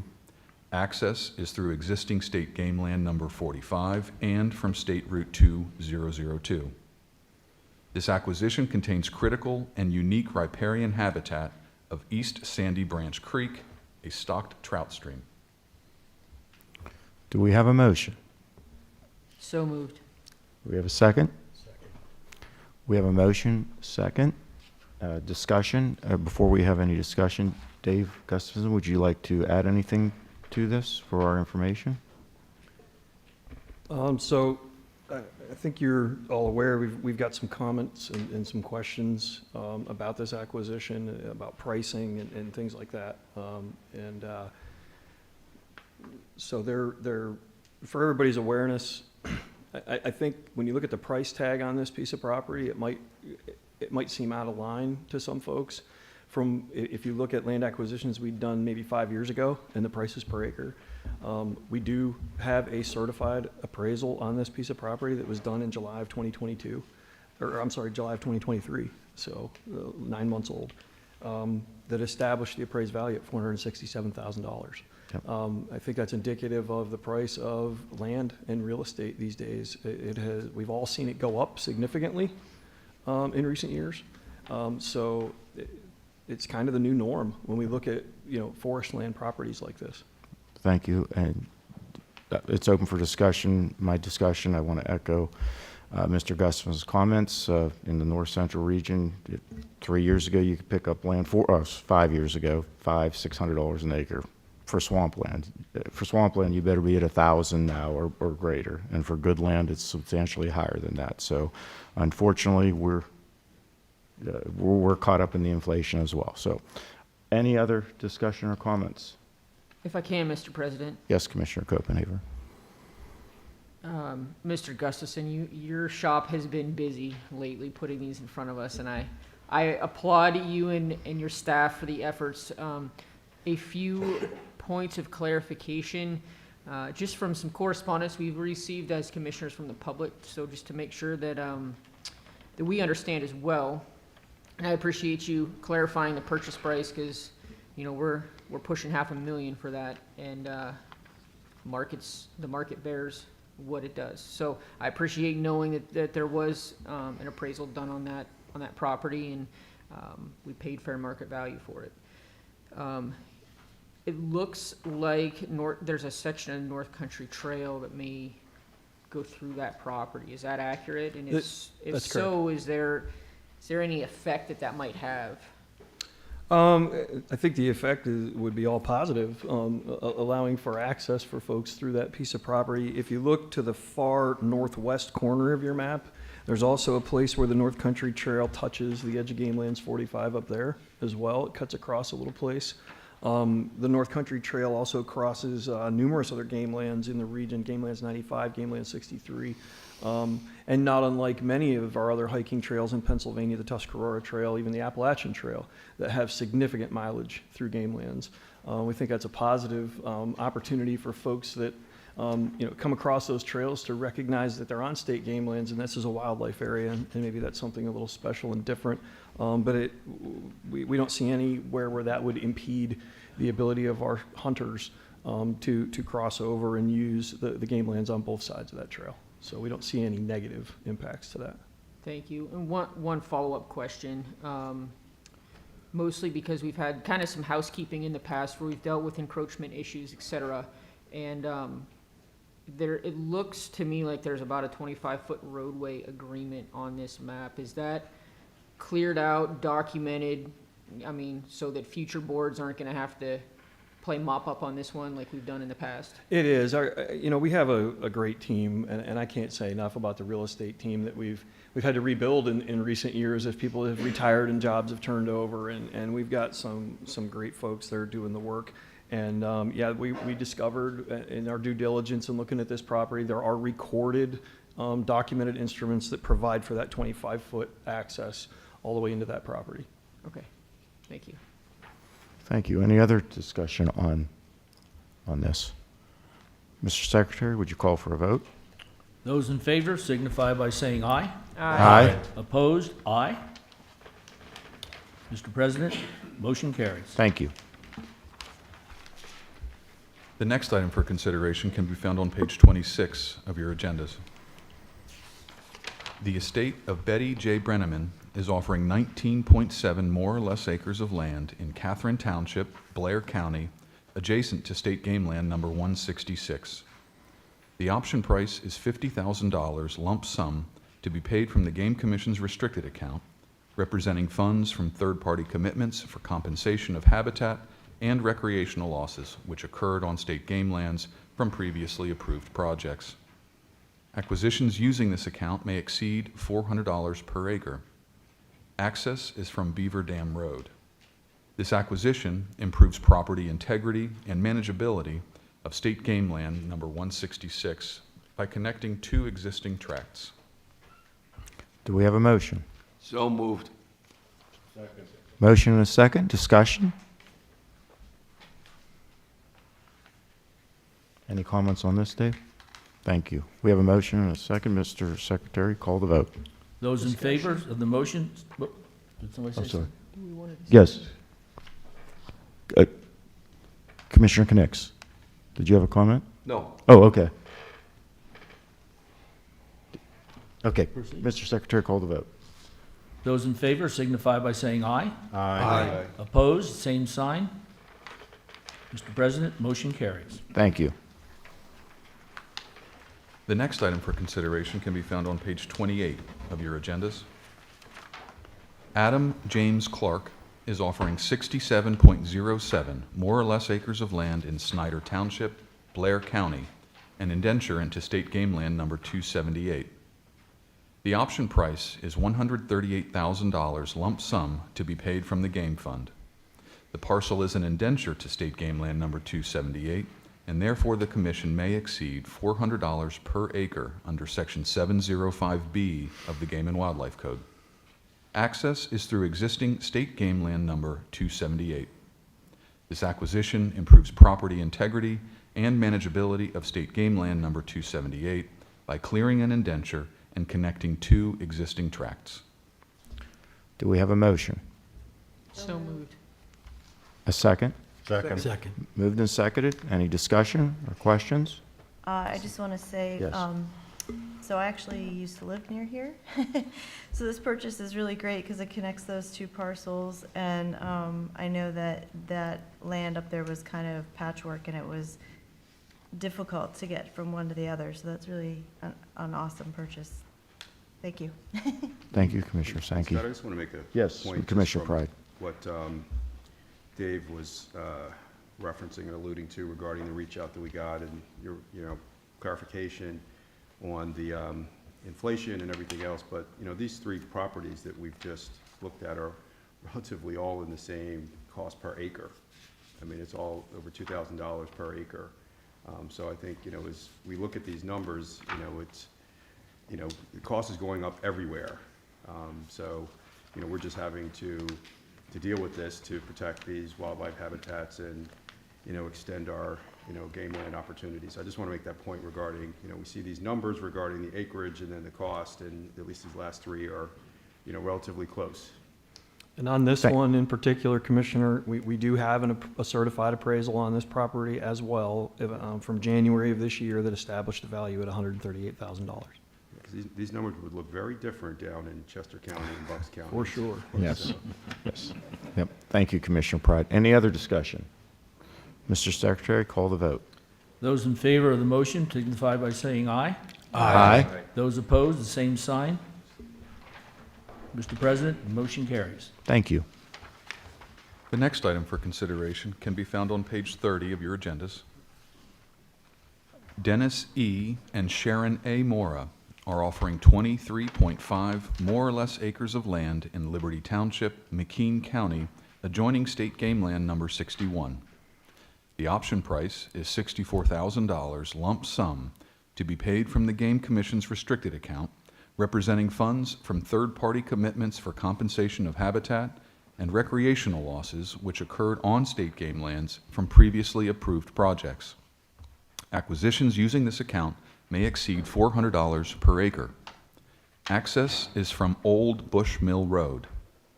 This acquisition improves public access and the Commission's ability to manage state game land number 61. Do we have a motion to accept? So moved. We have a second? Motion second, or moved and seconded. Any discussion? If not, Mr. Secretary, call the vote. Those in favor of the motion signify by saying aye. Aye. Opposed, same sign. Mr. President, motion carries. Thank you. The next item for consideration can be found on page 32 of your agendas. Rachel M. Stone is offering .25 more or less acres of land adjoining state game land number 335 to the Commission in exchange for a .13 more or less acre non-exclusive right-of-way on state game land number 335 to access the remaining Stone land, all of which is located in Union Township, Tioga County. The right-of-way will be conditioned to protect the Commission's interests, including a restriction on future buildings on the remaining Stone land that could result in additional safety zones. As such, the Commission determined that .25 more or less acres to be conveyed to the Commission is of greater value than the .13 more or less acre right-of-way to be granted to Stone, and that the proposed exchange is in the best interest of the Commission. This exchange improves property integrity and manageability of state game land number 335 by resolving a boundary line issue. Do we have a motion? So moved. Do we have a second? Second. Moved and seconded. Discussion on the motion? I just have a question. Yes, It says they Commissioner. want this as a right-of-way. A right-of-way to what? So while this may seem minuscule in numbers and .25 and .13 acres, I can tell you this is tremendously important for Ms. Stone with her house right there. Her house is there. Her house is right there. You can't quite see it. It's under the word Stone. It's kind of shaded out. But if you see the game lands number 335, you can tell that's a fairly recent acquisition. This was owned by a large timber company. We acquired it several years ago. And in the survey work being done, we realized that there was this small sliver of the game land that comes down from north to south all the way to the road. Well, over time, with Ms. Stone's property, their driveway is actually also using this same access that is the access road that goes back into what is now game lands. If you can also notice, those blue lines indicate streams, water courses. So they didn't have any other option of where to put their driveway. So they had had a previous kind of handshake arrangement with that timber company that it didn't matter to them that they could use that loop driveway for their use. Of course, as our survey team is out there managing the integrity of our game lands, we identified that as a potential issue and said, this could be an audit finding potentially if we didn't gain control of the situation. But we realized that Ms. Stone didn't really have any other options. So this is the best way to clean up this. They were willing to trade that small piece of land to keep their driveway there. There are stipulations in that agreement that ensure that the Game Commission, continues to have access through there. We won't be blocked. They're not allowed to, block or otherwise construct anything on that right of way, but it simply permits the continued use of that driveway space. The Game Commission got something back in trade to make it all on the up and up.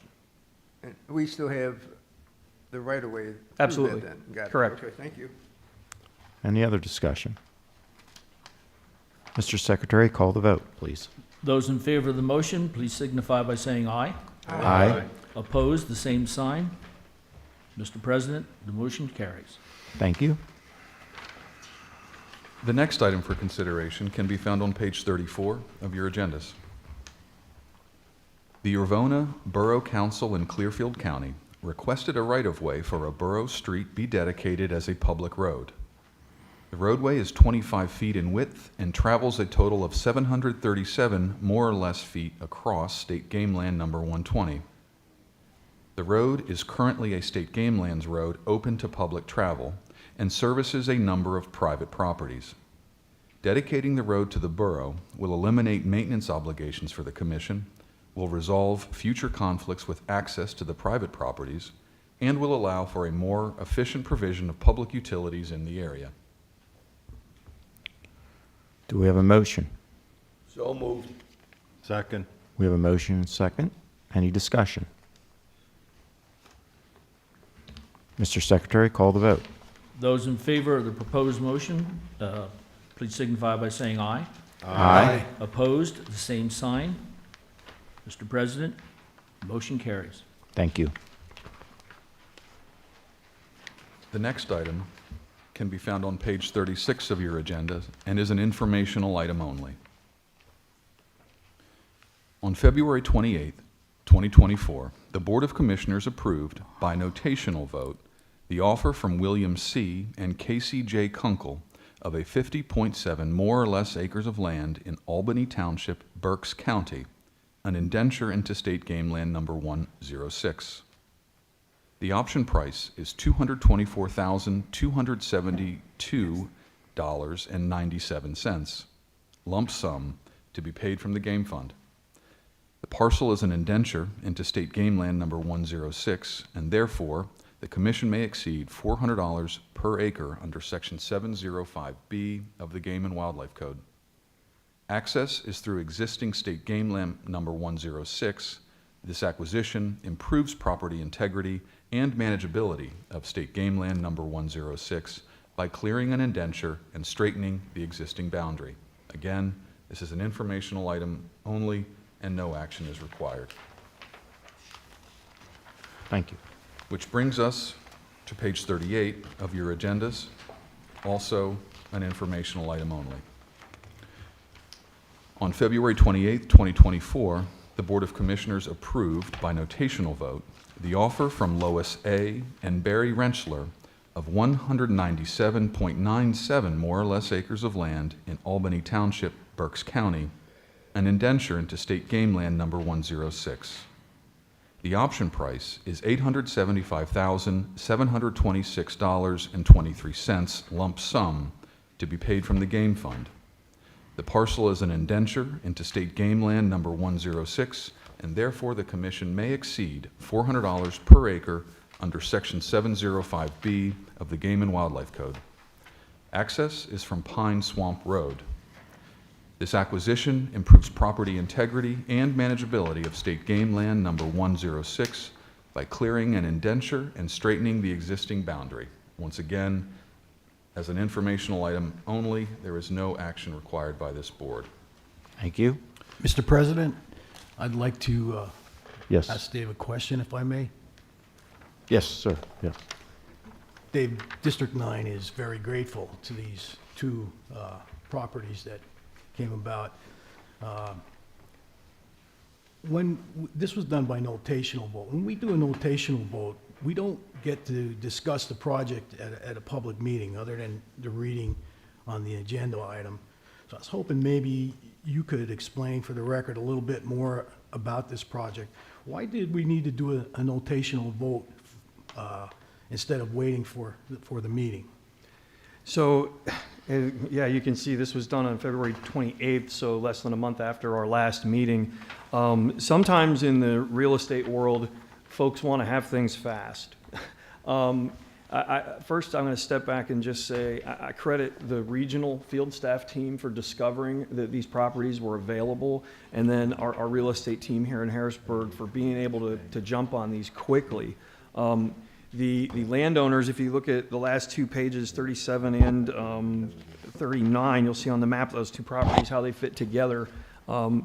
They were willing to accept our matched offer when they had two other offers on the table, but they weren't willing to wait for the typical time it takes for us to get to a board meeting and then the follow-on actions that have to take place through the Attorney General's office and the comptrollers to make payment. It can often take 6+ months. And they were in a little bit of a hurry. So in order to not lose that opportunity, seeing the importance of these complete indentures within the game lands there, we knew there were other interested parties. We wanted to do what we could to try to speed that along. So as much as we don't like to do notational vote items like that, this was one where we're grateful to the board for allowing us that flexibility to get there. Dave, why were these tracks so important for the game lands use? So if you look at the map there, like I said, you can see the one that was, I'll look at, the map on page 37 kind of shows them both in the bigger scale. You can see the one that's colored in blue is kind of a T shape and really bisects, and it almost separates that eastern parcel of Game Lands 106 that has very little connectivity up there, and also the accessibility to that. So by linking those two together, now we've created one solid block there. I will also say that you know, we got an appraisal done on this property very quickly, and we were also aware that there's significant timber value in here. So what we really wanted to do was protect the future habitat there, not see that be developed and have the timber maybe mismanaged or harvested prematurely. We wanted to make sure we had the best chance to manage that for wildlife and create that connectivity. So for those reasons, we felt it was really important. The region felt it was really important. And again, I can't say enough about how fast our team moved on that.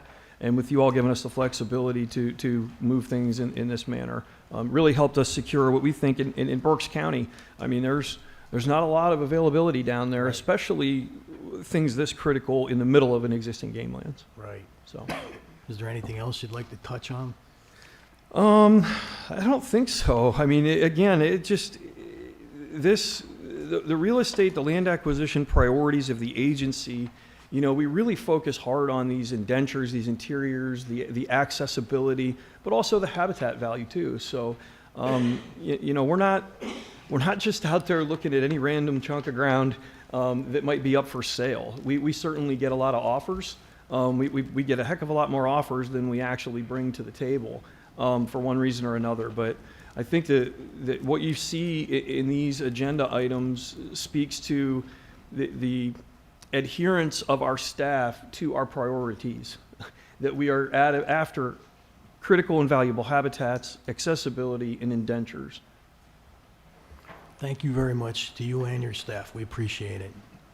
Thank you, Commissioner Swam, and Dave. Thank you. Scott, can I add Yes, can I add to yes, that? Commissioner And Pride. just- And I'm glad Bob, you know, brought that up, because again, I think for everybody who's here and those that are online, I mean, this is an opportunity to educate, you know, our supporters, our stakeholders regarding what happens with these. And as I'm listening to you, I mean, this really connects very well from the presentation that we heard yesterday regarding the private lands initiative, which, you know, I think, you know, we're really excited. I'm excited about that initiative. So, you know, we sometimes get criticized because all we're doing is acquiring property for the sake of acquiring it, but there's a lot that goes into this, you know, for the benefit of our, you know, residents of the state and our visitors. So, really, I'm glad that Bob brought that up. Thank you, Commissioner Pride. And with that, there is one more informational item that is hot off the press that actually just occurred this past week that I'd like to offer the commentary of. Yes. On April 4th, 2024, Executive Director Brian Burhans notified the Board of Commissioners of the pending auction sale date of April 10, 2024, and the urgent need to react to the sale of property adjoining and providing critical access into State Game Land Number 53. On April 10, 2024, the Commission was the successful bidder on one of the 2 tracts of land being offered for sale at a public auction by Robert W. and Donna J. Clevenger. The tract is located in Ayer Township, Fulton County, and is adjacent to State Game Land Number 53. The tract is a 51.6 more or less acres and was acquired with a successful bid of $225,000. The lump sum is to be paid from funds held by the Conservation Fund in accordance with a prior timber for land exchange agreement as allowable under Section 723 of the Game and Wildlife Code. Access is from a recorded 16-foot right-of-way from Ramsey Lane. Again, this is an informational item only, and therefore no action is required. Dave, did you want to comment any on that? Now, just to say another, again, you can see the timeline on this. From the time that staff were made aware of this auction possibility, to register, to notify the board, to get this all in front of you, it just happened this week. So sometimes these things happen fast, and I think if you look at that map, you'll see the importance of that tract, bringing that new access from a place, the side of the game lands that doesn't really have much. So again, that flexibility and the tenacity and the response time of our team to be able to jump on things like this is just truly, truly outstanding. I can't say enough about their work. Thank you.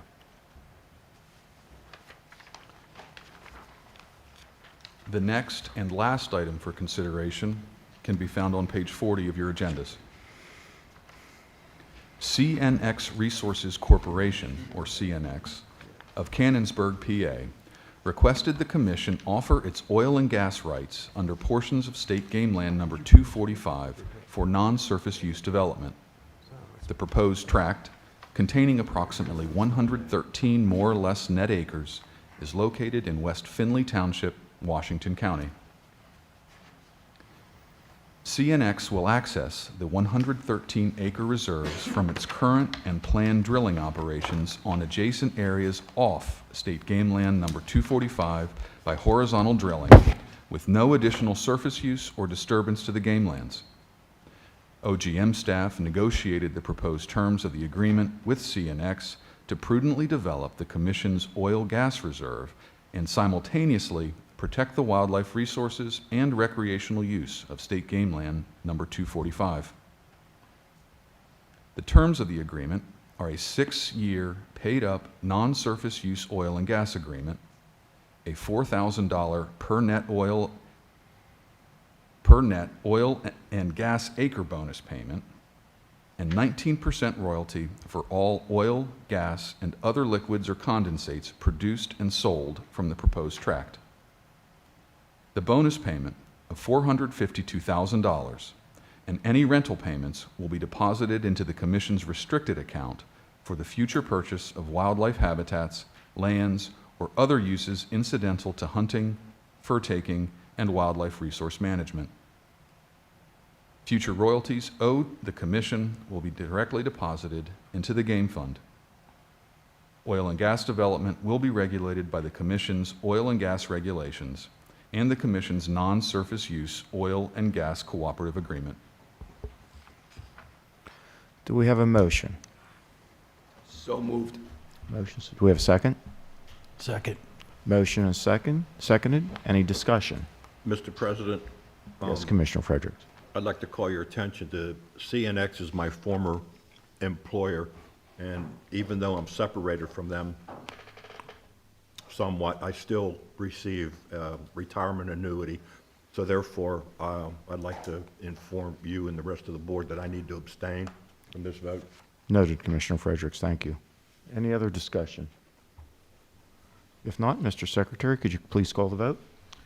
Those in favor of the proposed motion, please signify by saying aye. Aye. Those opposed, the same sign. Mr. President, motion carries. Thank you. The next item on the agenda is is there any other new business that needs to come to our attention or before us? New business? I just wanted to make a point. Yes, Commissioner Pride. Scott, it was, one, I just want to thank the speakers and others that came here and traveled, you know, quite a bit of ways to get here and taking off on their Saturday, the second Saturday of travel season, I believe this is. But also, it's great to see the Wildlife Society from Penn State here, and, you know, and this is something for us to consider down the line, but it'd be great to have a presentation maybe on one of our Fridays. I agree. Also, I'm sorry to. Go ahead. I was just going to, you got me all worked up. So I actually asked for, and I'll ask the committee, we had historically done traveling meetings once a year. So we'd love to have a meeting in State College, and that way you could get all of your participants to come to the meeting with more convenience. So in the future, I know we've discussed it with Director Burham's on, we have one floating meeting a year pre-COVID, and we'd like to get back to that. Although last year we did have Erie. So yeah, we got back to it last year. So hopefully in the near future, one of our floating meetings is in State College, Pennsylvania, and we'd like to see all of your group there. So thank you for attending. Yes. They'd rather be in Harrisburg than State College. Yes, yeah. Yeah. No, I appreciate that. Oh, you're from the Harrisburg campus? Main campus, okay. Okay, yep, sorry, put you on the spot, but thank you. And thanks for all of our speakers, thank you. Anything else under new business? Okay, thank you. Mr. Secretary, or excuse me, is there a motion to adjourn? So moved. Do we have a second to adjourn? Second. Mr. Secretary, call the vote to adjourn. All those in favor of the motion signify by saying aye. Aye. Those opposed, Thank you. motion carries. Meeting closed, thank you.